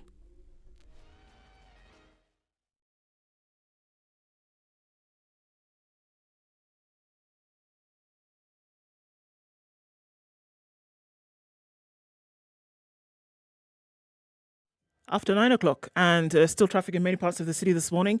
Still wet and slippery on some roads. We're looking at a slow movement of traffic on Naivasha Road, heading out towards Ngong Road. Jogo Road is also still pretty slow, and we're looking at it coming off Langata Road this morning as well. The Thika Superhighway, even after 9 o'clock, is still pretty heavy with traffic well into Kiambu County this morning, moving along very slowly out into the city. Kiambu Road is trotting along as well, and we're going to see that traffic on Limuru Road still pretty slow. What's this? It's still really heavy, also coming out of Western Spring Valley, Lower Kabete, Peponi Road. Yeah, it looks like it's going to be that morning, guys. James Gishuru is also pretty heavy. And we're looking at traffic well onto the Red Hill Link Road, heavy as well. Keep an eye on things, folks. SpiceFM KE on Twitter. Want to keep things moving.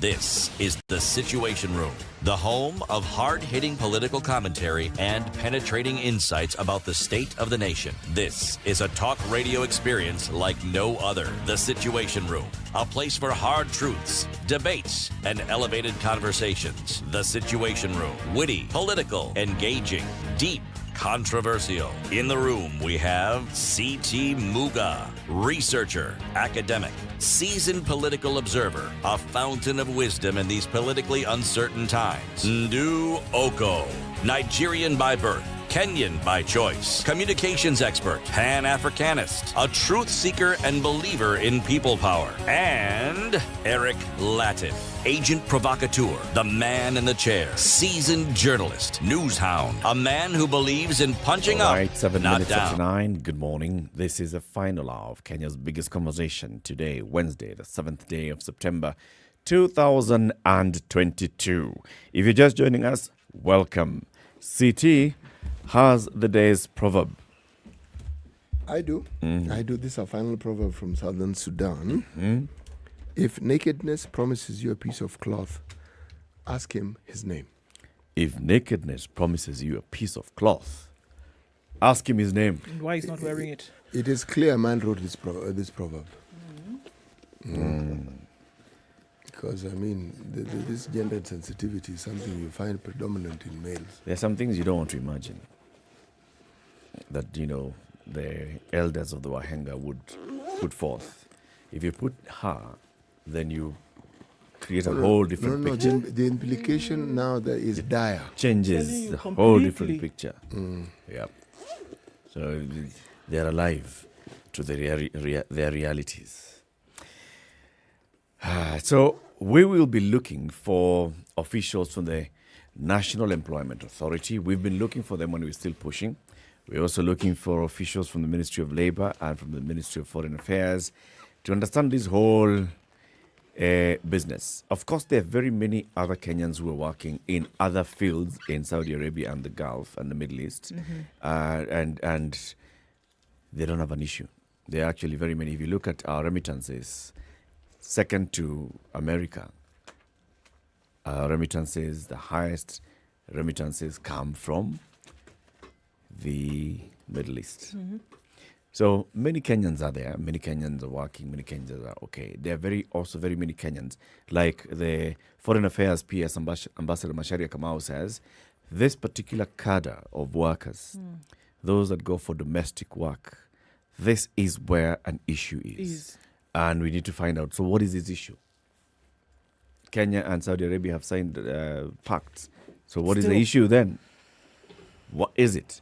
There are agencies that are signed and regulated by the National Employment Authority. Eric, do you think this is one of those situations where we might ask the DCI to wade into this issue? Or FBI. Yes, because, I mean, here we have a situation that seems simple enough. Employees are required. There is a need for a certain cadre of employee. Yes. There are agencies who work in ensuring that they provide the said employees. Yes. Then suddenly it gets really confusing and very grey. There are issues surrounding employees and their suffering and the problems they have. There are underpayment, the salary, the deductions, all sorts of things. There are more questions than there are answers. So surely, and it keeps increasing. And then what makes it alarming is that we now have cases of people who have been mistreated. There's evidence that they have. Worse still, people have died. Yes. And that, look, it's more than enough to do something about it. It's slapping you in the face on a daily basis that those who by some good graces have made their way back to the country are saying, I'm happy to be back, folks, but what I've left there is crazy. It's crazy. Let's get to that point. I mean, we'll be like quite on ice on this particular topic. Eric, what concerns me even before we leave this topic is how it is that despite all these things and despite the fact that it's been in mainstream media and social media, there are people who are still queuing to go there. Oh, yes. Yep. Yesterday, as our crew in KTN were covering the arrival of Diana, they also covered the departure of others. People were JKIA boarding a flight to go. Exactly. Yep. Same class. Same. Anyway. Philip Kisia is a governance and leadership expert. He is a former very many things, but he's a current very many things as well. Philip, good morning. Good morning, Eric. You forgot I'm a parent and a husband. Oh, sorry. And a very Kenyan, important. And a taxpayer. And what else? And a proper hustler. Now everybody has become a proper hustler. Okay? Let's go with the times. Philip, good morning. Good morning, Eric. Welcome to Kenya's Biggest Conversation. It's good to see that Umelala Salam. I was with Philip last night in the studio. Okay. Full disclosure, Eric. Full disclosure. You want to use more words. I wasn't bought dinner. Usiwe hiyo ni mambo ya nyumbani bwana. Mambo ya nyumbani usitoe nje. Philip, looking at what we are seeing now politically, we have a president-elect who is going to be sworn in on Tuesday next week. By 2:01 p.m. Tuesday, we will have a new president in this country, a new deputy president. He'll have the full mandate to start forming a government and leading us for the next 5 years at least. Yes?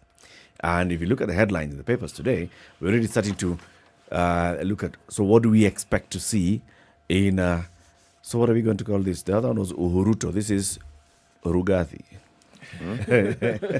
Rutogade. Rutogade. Or Ruchagua.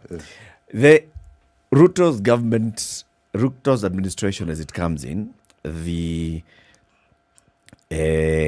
members of the government, especially at that top level, the cabinet, and then looking at the other arms and the kind of influence that he'll want to have in Parliament, in the National Assembly and in the Senate, in the name of Speaker and leadership of the House, from leader of majority to chairs of the various crucial committees. All these things are now where we are, now playing that political chess game. Earlier at 6, when we were looking at the newspaper review, we were trying to put the pieces here and there and saying, can this one fit? Maybe not. Maybe we don't know. What do you see in your crystal ball? He has already promised that 50% of his cabinet is going to be women. Eric, nothing is cast on stone. Even promises made in daylight. Nothing is ever cast on stone. So if you find that you'll be served better by more persons of the female gender in your cabinet, so be it. And from where I stand, I think women can do a better job. They have done a better job. And therefore, I think they should be given a chance. Some of these things don't even require a constitution, okay? But because of our bad behavior, we had to sneak in something in the constitution that requires that 30% must be of either gender, okay? But, common sense, decorum requires that, that you be fair. And that your appointments are based purely on competence, okay? Because you don't have much time. The clock will start ticking for William Samoei Ruto from Tuesday 2:01, okay? It looks like a long time. When Uhuru took over 10 years ago, it looked like a very, very long time. He was slender. Now he's leaving office, with a bit of weight. I don't know whether that is as a result of the pressure of the work, because that one can also be a contributing factor.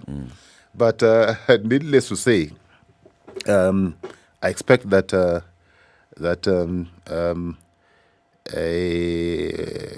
His Excellency the President William Samoei Ruto will do what my favorite president did, the late emeritus Emilio Mwai Kibaki.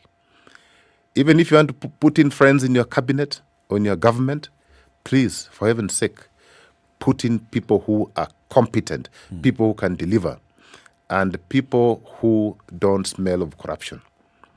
Kenyans are not stupid. Kenyans, I know who has stolen public funds. So immediately you start associating yourself with people who have a bad record, people who have been arraigned in court, people who are pending cases. Even small children know that these men or women stole public funds, and you still want to associate with them. I think this is a time that the president must depart from them. Use the 48 laws of power and say, we were friends when I was campaigning, but now I have a job to do. And I need people, men and women, who can help me execute my vision. And who are clean.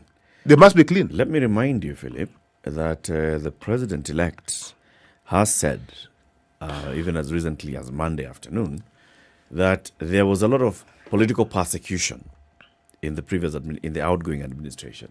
So many of his friends and allies have been wrongfully accused and labeled as corrupt. So we're starting from that slate. He's already showing us where he's heading. He's on the steering. He's on the steering. He's seated there. The honors is on him. If you've stolen public funds, there is no other word that can be associated with you. You are a thief, you are a thief. Whether you are appointed by the outgoing president or you are appointed by the incoming president, if you've stolen public funds, if you are a thief, you are a thief. There is no other word that can describe you. Period. You are a thief. And let us not go around in circles. Let us not start this ping-pong game. Yeah? We know who the thieves are. We know who has stolen public funds. We know them. We know who is incompetent. We know people who have been tested, tried before, and have delivered. We know people are clean. We don't need science here. We just need people to do the right thing. Let us have guts. But when Kibaki took over, did you see mediocrity in his administration? In some cases. Did you see? No, give me even one. I was part of that administration. Did you see mediocrity? You see? Did you see mediocrity? So, in Kibaki's administration, he dealt with the mediocrity as it came. Okay? He never gave space for mediocrity. Philip, yes. Mediocrity isn't a constant that you can go to a shelf in a supermarket and buy. Take a little bit. No, it's something that is manifested often when people are given the opportunity to perform functions that purportedly they are able to. That's when you realize and say, oh, goodness gracious me. Perhaps, case in point, when we look at the governors we've had since we promulgated this constitution, since we devolved, many of them seemed promising before they took the jobs. Then they took the jobs and you wondered, how on earth did we think? You couldn't have known that they were incapacitated and that they were not able to perform until they got the jobs. When they got the jobs, it was clear. This thing is beyond them. City. Yes. City, my brother. Yes. Wrong specking. You see, how come private sector gets it right? Most of the times. If you have the right frame for the job, if you have the right job analysis, that this is the specification of the person we want, these are the skills we want, this is the experience that we want for that particular job. Okay? The only thing that can fail that person after assuming office is if the environment is not conducive. And if the environment is not conducive, the honorable thing is up on you to say, listen, I know I can do the job, but the environment is hostile. And therefore, I tender my resignation. Okay, Philip, the discussion that you've now brought in is like we're comparing ducks to hyenas. And we're saying, ducks lay eggs, why aren't hyenas laying eggs? City, we were just talking. City, we were talking about there is a job to be done. There is a job to be done. You don't give that job to the person because he's tall, or he's handsome, or he's ugly. But what would be the reasons why these jobs are being given to these individuals, or would be? I mean, understand that we're still playing or swimming in the realms of speculation at this moment, right? But we also see, how then do you play what you're saying vis-a-vis the promises that were made during the campaign season, which a lot of people are going to hold on to say that, look, should you deliver this to me, should you lend me your support, then obviously, at the end of the day, this is how I will then reward you. There were some people who came into the game with expectation to the rafters, knowing that should we deliver this thing in our backyard, this is what I'm going to get as a result of it. They've divvied up the government positions in their minds already. And such a promise, whether it was gentleman's or not, was made to say, when we get this thing, Philip, you will be my this. Now we are saying, we're bringing in issues of mediocrity, integrity, corruption. You told me that if I deliver, you will do like that. Nothing is cast on stone, my dear. Nothing is ever cast on stone. And as a good manager, as a good human being, if you're decent, you're allowed to change your mind. You see, if you get into an aircraft, okay? I don't want to mention names, but a good airline. You can use you are, Kenya Airways. And the pilot told you, what? I've never flown an aircraft. I've never even gone to flying school. The best I've done is a matatu on the road.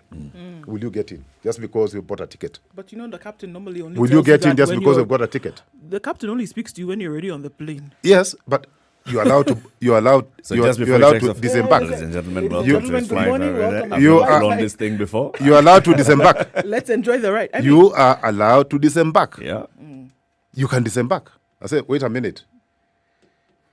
I didn't know I was getting into this particular situation. Please allow me to take my small ransack, like this one, and let me disembark. I'll wait for the other luggage later. Yes. Okay. So you only need to be a fool to remain seated. Disembark. So even if promises were made, and this is politics, we must take cognizance of the fact that some appointments are political. But you have 52 million Kenyans to choose from. Right. So is it 52 million Kenyans? You want to tell me if it's about regional balancing, you can't get somebody from that region? If it's about friends, you can't get a friend who can do a job? So are you leveraging hope, or are you on hope, rather, that say, look, it is the hope that regardless of what was said before and who may be expecting what, that we are looking at 52 million Kenyans today upon whom you need to put a proper upon whose expectation has been placed on you. These 52 million to get it done right. So you're saying anything that we may have said before up until this point then now is irrelevant, and what we are looking at now going forward is making sure that we get it right. Is that what you're hoping will be in the mind of the president-elect? I am hoping that he'll do the right thing. And that's the right thing to do. And you said it yourself, that promises were made. Those were promises. It's like when you are dating, you make promises. But when you get in, you find that this is the reality. So work with the reality. Don't work with the dream. Work with the reality. The reality that William Samoei Ruto is going to face is that the economy is doing poorly. Is that people have no jobs. Is the cost of living is extremely high. Now, if he doesn't confront those in the first 100 days or in the first year, people start getting desperate. And when they get desperate, you know what is likely to happen. But I think, Philip, the first mark of what we are going to be able to judge William Ruto and his administration with and on is the promises he made and the attempt to deliver on the promises to the country and to individuals who represent constituencies. Now, you keep using those words, decency. If we have any sense on iota of decency, if you're a good person, of integrity. Now, what kind of integrity and decency would that be if we know publicly that you've been working with so-and-so and the expectation is that so-and-so would get this kind of position in your government or would at least play a role in your government, and then you dump them immediately. You don't deliver on the most basic interpersonal promises made publicly. If you cannot deliver to Philip Kisia, whom you promised is going to be chief minister, surely how can you expect that you're going to deliver to the youth who are expecting a hustler fund? Eric, we've always said, you, me, City, and my dear here, that this country has 52 million human beings, that this country is greater than all of us. What's the cost of sacrificing a few individuals for the better of this country? Sacrificing promises. This is a big, let's look at the bigger picture. Okay? The bigger picture is 52 million people. If there's one or two people that you've discovered, after getting intelligence reports, after getting feedback from, even from his village, that this man is a chicken thief, would you still appoint that person to any a serious portfolio? Yes. Would you? Yes. Would you? Yes, because the chicken thief label may be just part of that person's resume. There may be other things that this person is able to do, and that chicken thief may be just a vocation that or they if do it's on a reformed weekend. chicken thief, they might be able to then point Yes. out other chicken thieves. Yes, and but that's the if person that you and want. if they've never been caught, and yes, it is alleged that they're a chicken thief, then that person has qualities that you must look at and understand. The point I'm trying to make is this: I'm not saying that you should appoint chicken thieves.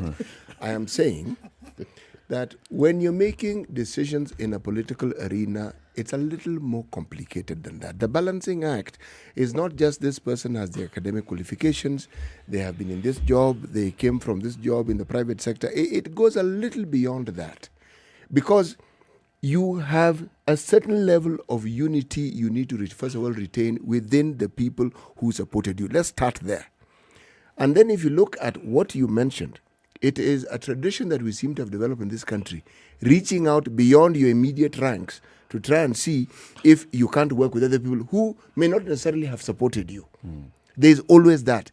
The regional balancing that you're speaking of, Kibaki made it obvious. In the days of the single-party state, it was easy. There was only one party anyway, okay? So you could pick and choose and place whoever you wanted, wherever you wanted it. But we saw what Kibaki did. All these forms of handshake, despite the fact that the president-elect, Dr. William Ruto, has clearly said to him these handshake things, I personally think that falls in the realm of political statements. There will be handshakes. He's already doing handshakes. Yes, precisely. There are things people say, and you must see them for what it is. It is a political season. People are campaigning. You want to show you're different. You will say things. You then have the position. You are now in power. A completely different ball game and a completely different reality. So isn't that what Philip is saying then? No. Let me. That you've made a promise before, and that's okay. I've told you, Eric, deliver this thing to me. I'll make you the CS Energy, right? Kind of thing. But then the reality then dawns on you later. Okay, with the campaign is over, we've actually won this thing. But I'm seeing a different situation. I wanted to give you energy. But you have no energy to deliver energy. Is that not what we're saying? Correct. You see, City, I agree with you. That political you agree with me. Not agreeing with me. Political. Yes. 1 second. Yes. We are here as a team, and we hate to inform and share our wisdom, whatever you may call it, with the listeners. You see, I agree with you. Political appointments go beyond your academic qualifications. Yes. Okay? There are many factors that you must take into consideration. That one I agree. Okay?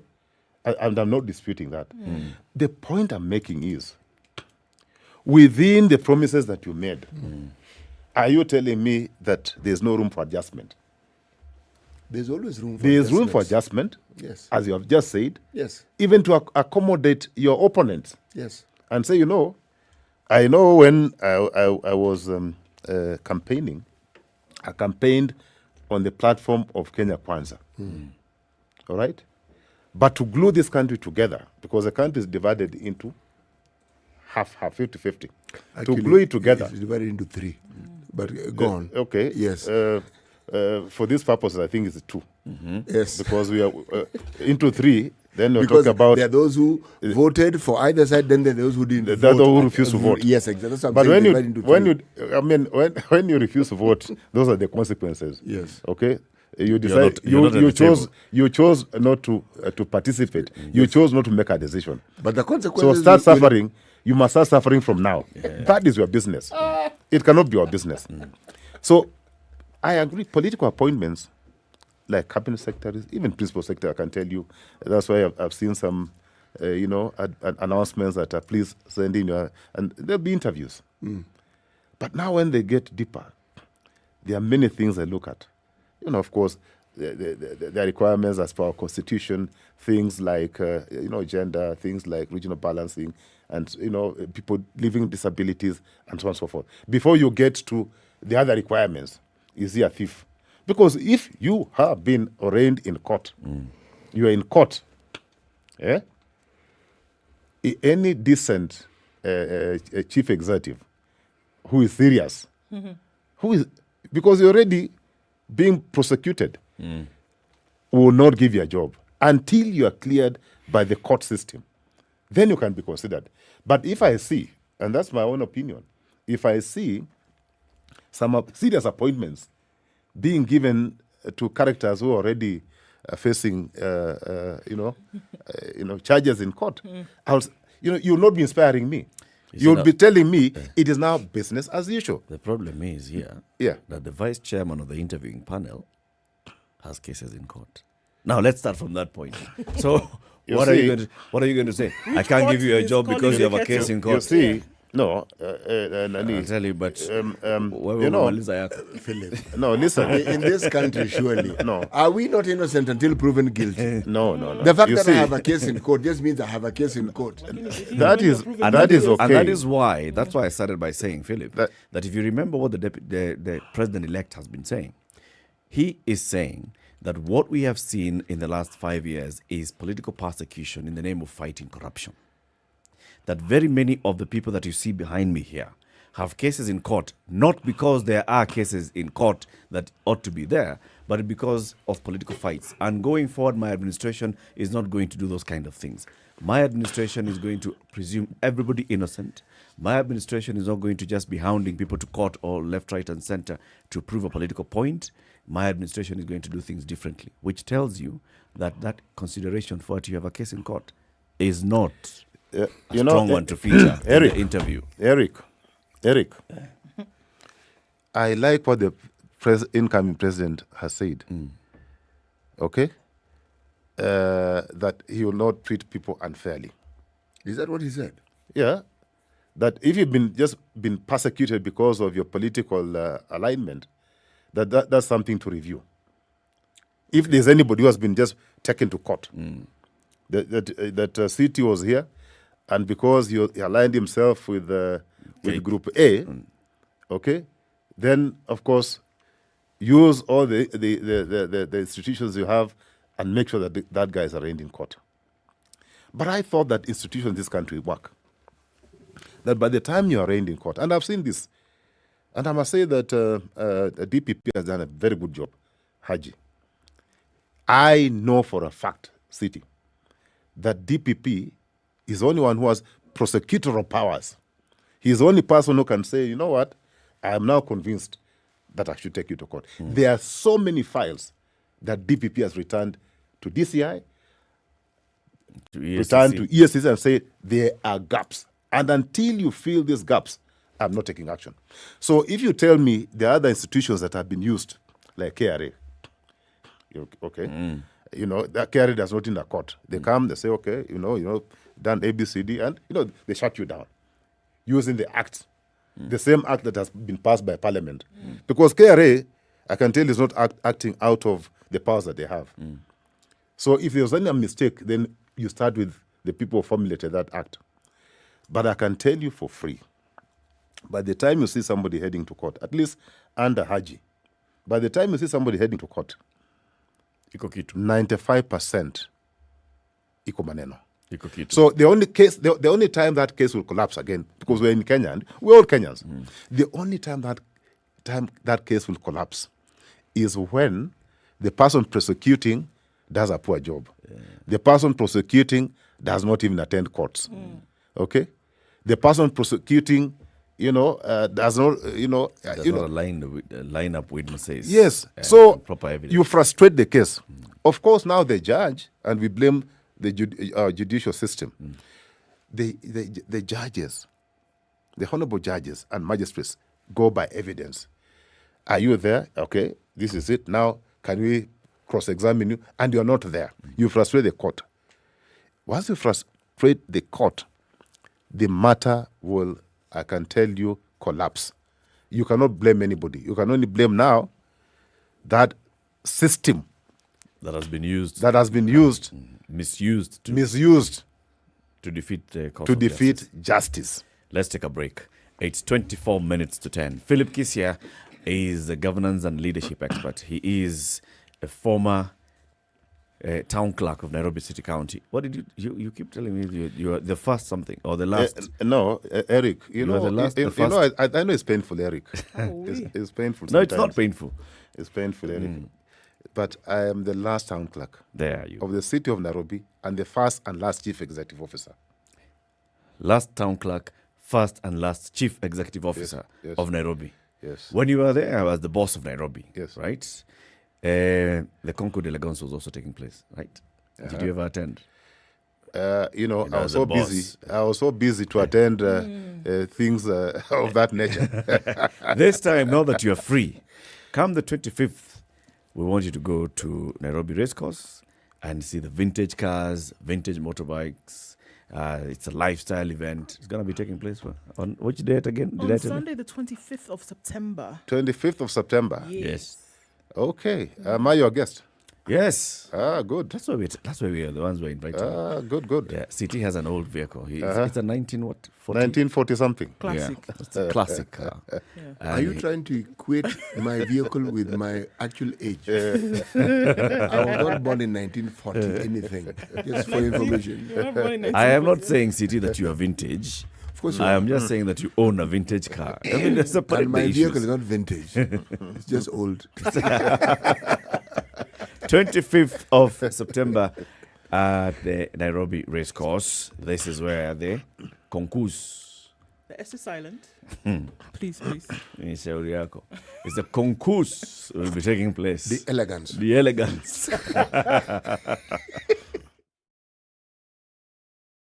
This is the Situation Room, the only way to start your day.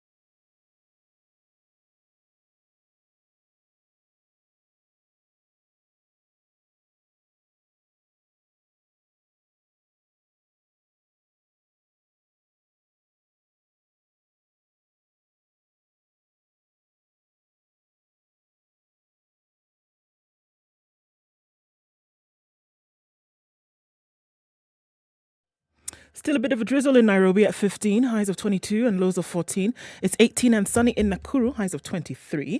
And we'll see highs of 19 in now rainy Nyeri at 14. 17 and sunny in Eldoret, highs of 23 and lows of 12. And it's raining in Mombasa at 26, highs of 28 and lows of 22. It's raining in Malindi at 26 at the moment. We'll see highs of 28 and lows of 24. Looking into Kisumu, the sun is up at 24, highs of 27, and we'll see highs of 27 as well in a sunny Kakamega.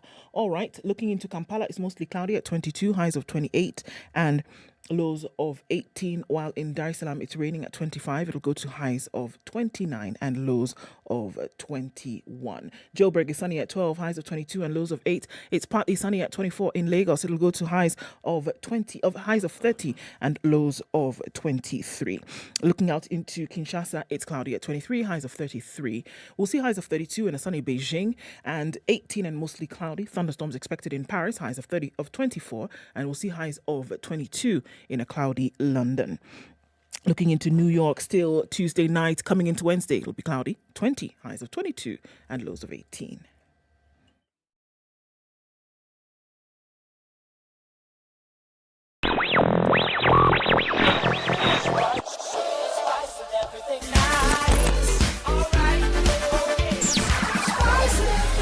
Spice up your life. Still continues in many parts of the city this morning. Traffic hour seems it's going to take us a lot longer than usual. No doubt that the weather contributes to that significantly. Looking at traffic in a westerly direction as well, out of Nairobi, the cloud situation then makes it a little tighter. So you want to use your fog lights this morning. Please use those necessary as you're traversing out into other cities. It's still pretty heavy in the CBD this morning. The Thika Superhighway is not letting up. Neither is it on Kiambu Road this morning. It is going to be slow for some time. Out of traffic hour, says the clock. But we'll see what's on the roads as we go through the morning. Talk to us, SpiceFM KE on Twitter.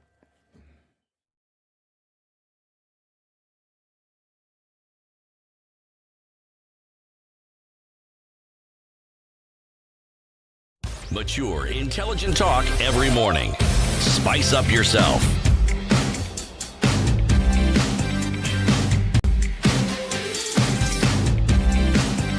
Mornings done right. 94.4. Into 10, the conversation continues with Philip Kisia, governance and leadership expert. We are looking ahead into the new administration, the William Ruto administration, the promises he made, keeping the promises, balancing the reality. Like City, you keep saying, there is that whole thing of what you're doing when you're talking about wanting to become president, and then you become president. And it's your first time to become president. And Yes. everything now, the weight of the office becomes real. Those who are married will be able to draw a parallel. That delightful, lovely girlfriend, the sweet tea, becomes wife. And that then? handsome, delightful, tall, wonderful, poetry spewing gentleman becomes husband. Then always called in the morning, the last person to talk to you at night, flowers. Right. Then this institution, which has a life of its own, called marriage, comes in, and you wonder, where did that person go?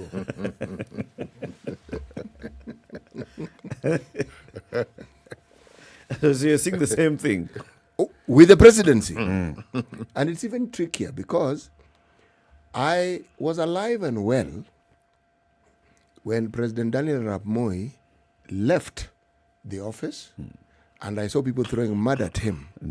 And I heard the ungracious speech that President Kibaki read. It was not a gracious speech, not gracious at all. Within a year, everywhere Moi went, he was being greeted as though he was the president. I observed all this. I also observed the coming in of the Huruto government and the cheering and the joy. And I also witnessed the very backyard of this same president turning and saying things that I thought I would never hear anyone say about not only a president but their own son. I saw. These are instructional things. To those who vote and to those who want leaders. The book of 1 Samuel chapter 8, you carry on, gives a very long story of what happens. But I'm mentioning two things. There was a gentleman called Samuel, he had sons, but those sons of his were wakorofi. And the elders of Israel said, these sons of yours are not walking in your way, so we don't want, they can't come after you, so give us a king. He said, hey, well, king, tricky this. Okay? Because king, as far as we Israelites are concerned, is God, really. He said, no, give us a king. He said, a king will enslave you, will take your wealth, will do a whole list of things. However, that's what you want. But you've been told. This is what you have. So when you have leaders, the thing you ought to do for these leaders more than anything else, instead of doing the Kenyan thing of looking for ways of criticizing them, you want to pray for them, because that's what, as I said, those who subscribe to the Christian faith, it's what you are required to do, and for a good reason. Because of the things I said, when you get into power, the things you come across, even if someone had told you, it's a very different thing from being told and from you experiencing it. They need help. They always do. And criticism is not really it. Looking at ways of pointing out things which are wrong, as opposed to a critical spirit where everything is wrong. Even when good things the roads are being built, we don't see the roads. Okay? The dams are being built. Which dams have you built? Anyway. Where are the laptops? Yes. I built dams. Where are the laptops? Yes. I've built roads. Where are the laptops? Okay, I brought laptops to these schools. Where are the stadiums? Tall order. It's going to be a tough one for him. And not just him as well, actually, if you just look at the executives. The governor as well, Johnson Sakaja in Nairobi. You have been boss of Nairobi. You know balancing the interests of Nairobi. Just think about Sakaja now coming in. At different time, the problems have just multiplied as the population has also multiplied. And then you promise. We asked the other day, the thing that we started off with, Johnson Sakaja sat where you're sitting and he told us very clearly, feeding program. We said, feeding program. He said, feeding program. We asked him, Johnson, feeding program. He said, feeding program. All schools. All schools. All children in all Johnson, schools. all schools. He said, okay. Brother, sawa. So here we are. Yeah. Plan. I don't doubt he meant what he was saying. He meant what he was saying. He was being sincere. Now, reality. Would you, taking that off, Philip, put in the same category as saying, look, we made these promises in the throes of a campaign, right? Your heart was in the right place in terms of what you wanted to do. Your heart is also in the right place when you're telling your cronies, look, guys, deliver this thing for us in your little, backyard. I have every intention of making this work for you. The reality would then slap you in the face. Would you put it in the same category? I said I'm going to give everybody in Nairobi schools, free lunch. I said I am going to give you this position should we get this thing. Would you categorize them in the same manner? The reality check is going to set in less than 100 days for most of these characters. Because there are certain promises you make. And those promises, when City and myself were growing up, it was easier to cheat, to lie to us. It was much easier. Because we were not informed. There was no internet, there was nothing. There was nothing. In fact, it would take 3 years before the lie was discovered. Yeah. But now, you speak a lie. You speak a lie. And within seconds, people can tell you lied. Yep. So, I agree with you because if you say my nephew Johnson was here and he made such a good proposal to feed our children, because I can tell you, where we live as a church community, because we fellowship at Modangari Primary School, and the church, when the church realized that those children who come to Modangari Primary School don't come from within the vicinity. Yes, they come from far and wide. They come from, low end of the society. They leave their homes at 4 a.m. to walk to school. No meal in the morning. Not even Strungi. You're taking Strungi City, not because Yes, you cannot afford, but probably it's because of, it's healthy for you. Not because you cannot buy milk. But those people cannot even afford strong tea. What we used to call strong tea. Okay? Now, Sturungi. Now, they're in school, there's no lunch. They're going back home. The possibilities of getting a meal is very low. So what did we decide as a community? That we shall contribute money, Nairobi Chapel, Lavington, and feed these children. At least give them something during break hour and lunch. That is done by the church. The church also decided that those who cannot buy uniform, they'll be uniformed by the church members.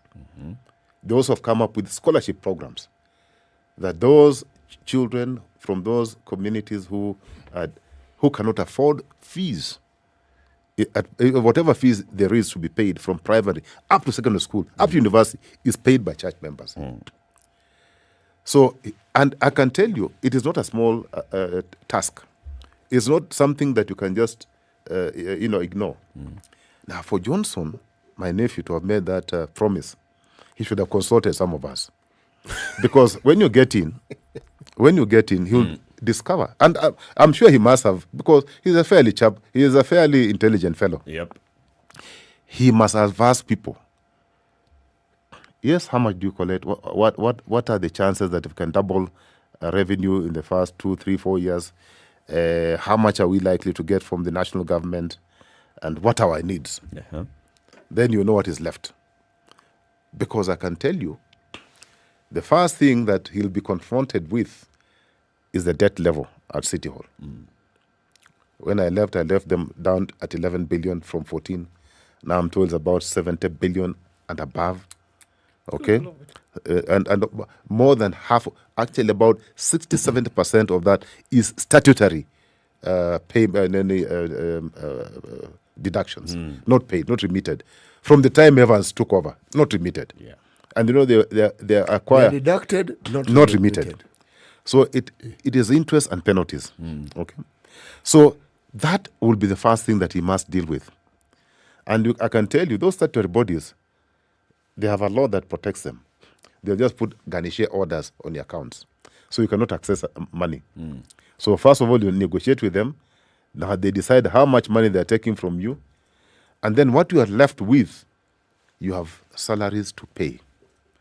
Whether you'll be left with any money for development, leave alone feeding children, you only need, you not only need our prayers, you need our prayers, City. Plus a harambe. You need harambe. You need God's intervention. But I foresee a lot of resentment. I feel sorry for the people who are getting into that space, because it's not going to be easy. People overpromised. And, people are smarter than when we were growing up. They will actually hold you to account. And as the city is saying, I felt terrible. An old man leaving office. He has served for 24 years. He had some successes. He had some failures. And I'm on record, and I said, the way we have treated this old man will one day, as a nation, be haunted with regret. Now, Uhuru has come. There was celebration when he came as a young man. He's stylish. Now he's living with a lot of disgrace. And people don't want to see him, apart from Philip Kisia. Not that I'm a beneficiary of Uhuru. And if you were, would you tell us? I'm normally very open. I'm very open. Even when I visited William, now who is going to be the president, one day, and he said, my brother, put some fuel in the car. And I went public and I said, I've got some. I got a gift. So I got a gift. So there's nothing wrong when you get a gift and appreciating a gift. Absolutely nothing wrong. So, but anyway, let's get back to serious business. There's going to be a lot of challenges that the president will face in his administration. Whether he'll be able to navigate, I don't know. But I think it will depend. And that's why I started off by saying that it will be very incumbent upon him to ensure that he has experienced people around him to help him navigate through.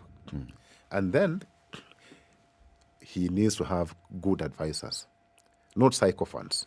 People who will put him in a room like this one, people who are probably older than him, not sycophants, not people who want to, to benefit from him. They lie to him like those who are lying to Uhuru, and I can see them on social media. And I said, but this bugger, sorry for using that word, is a beneficiary of Uhuru Kenyatta. Yeah, this is a beneficiary. He got a job. He didn't deserve the job. He didn't even deserve the job, but he was given the job. He got business. He has made millions or billions. He didn't deserve. But now they are on the front line accusing and saying nasty things about the outgoing president. So we need to be careful when you're holding public space. Because right now we're celebrating and you're laughing at Uhuru Kenyatta. Your time will come. And we will do worse things to you. It will be the same. No, worse. You see, once you set in motion that particular trend, just like we set in motion a situation where we may not think so. What I have found depressing, literally, no, not figuratively, is how we've gotten to a point where we have accepted as normal things which we shouldn't. It is okay if somebody makes money in a way that is clearly wrong. It is okay if you have a governor who clearly clears the coffers of state and doesn't really do what they said they would do. On paper, they've done it. When you go to examine, you find nothing. It is okay if people have a certain salary and yet their wealth has no relation whatsoever with the wealth. It is considered okay. And it is okay if people of that nature lead. Now, that is a depressing problem because it will also have consequences. Very dire consequences. Now, I'm not being an naysayer. I'm just saying anything that anybody who has eyes can see. It is a problem.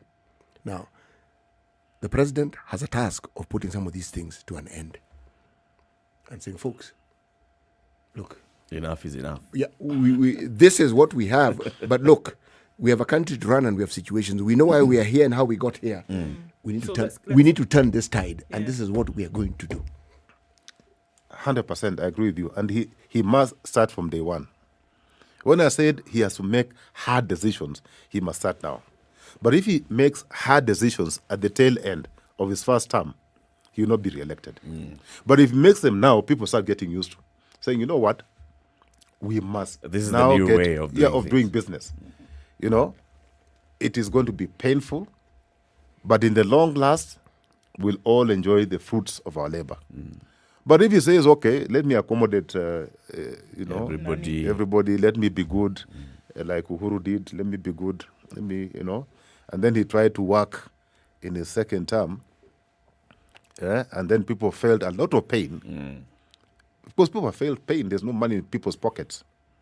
But I can tell you from where most of us sit, I'm not saying he's the best president that we had, but there are things that he has done that will impact on this country 5-10 years from today. That's very true. I'm not talking about, the issues to do with how they were procured, the costs and what have you. CT, when Moi was busy building universities, you remember? And schools. And hospitals. Yeah. And people are saying, this Mzee. Nyayo ward, this Mzee never went to school. Why is he even building universities? Now, not only have we utilized all the universities that Moi built at a more than 100% capacity, but we need more. That we even have private people who have invested in institutions of higher learning, but they are not even enough. You can imagine if Moi, and may the Lord, good Lord, rest his soul in eternal peace. You can imagine if that Mzee don't have that vision. That we need this. These remittances we keep talking about happily.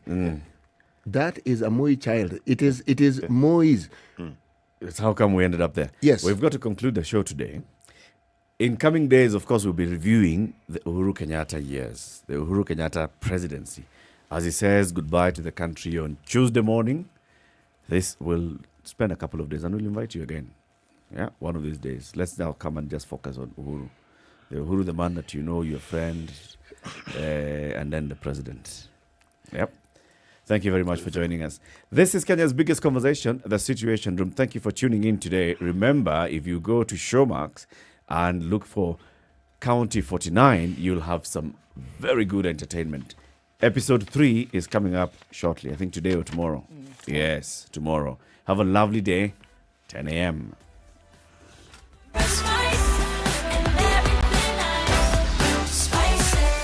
Spice up your life.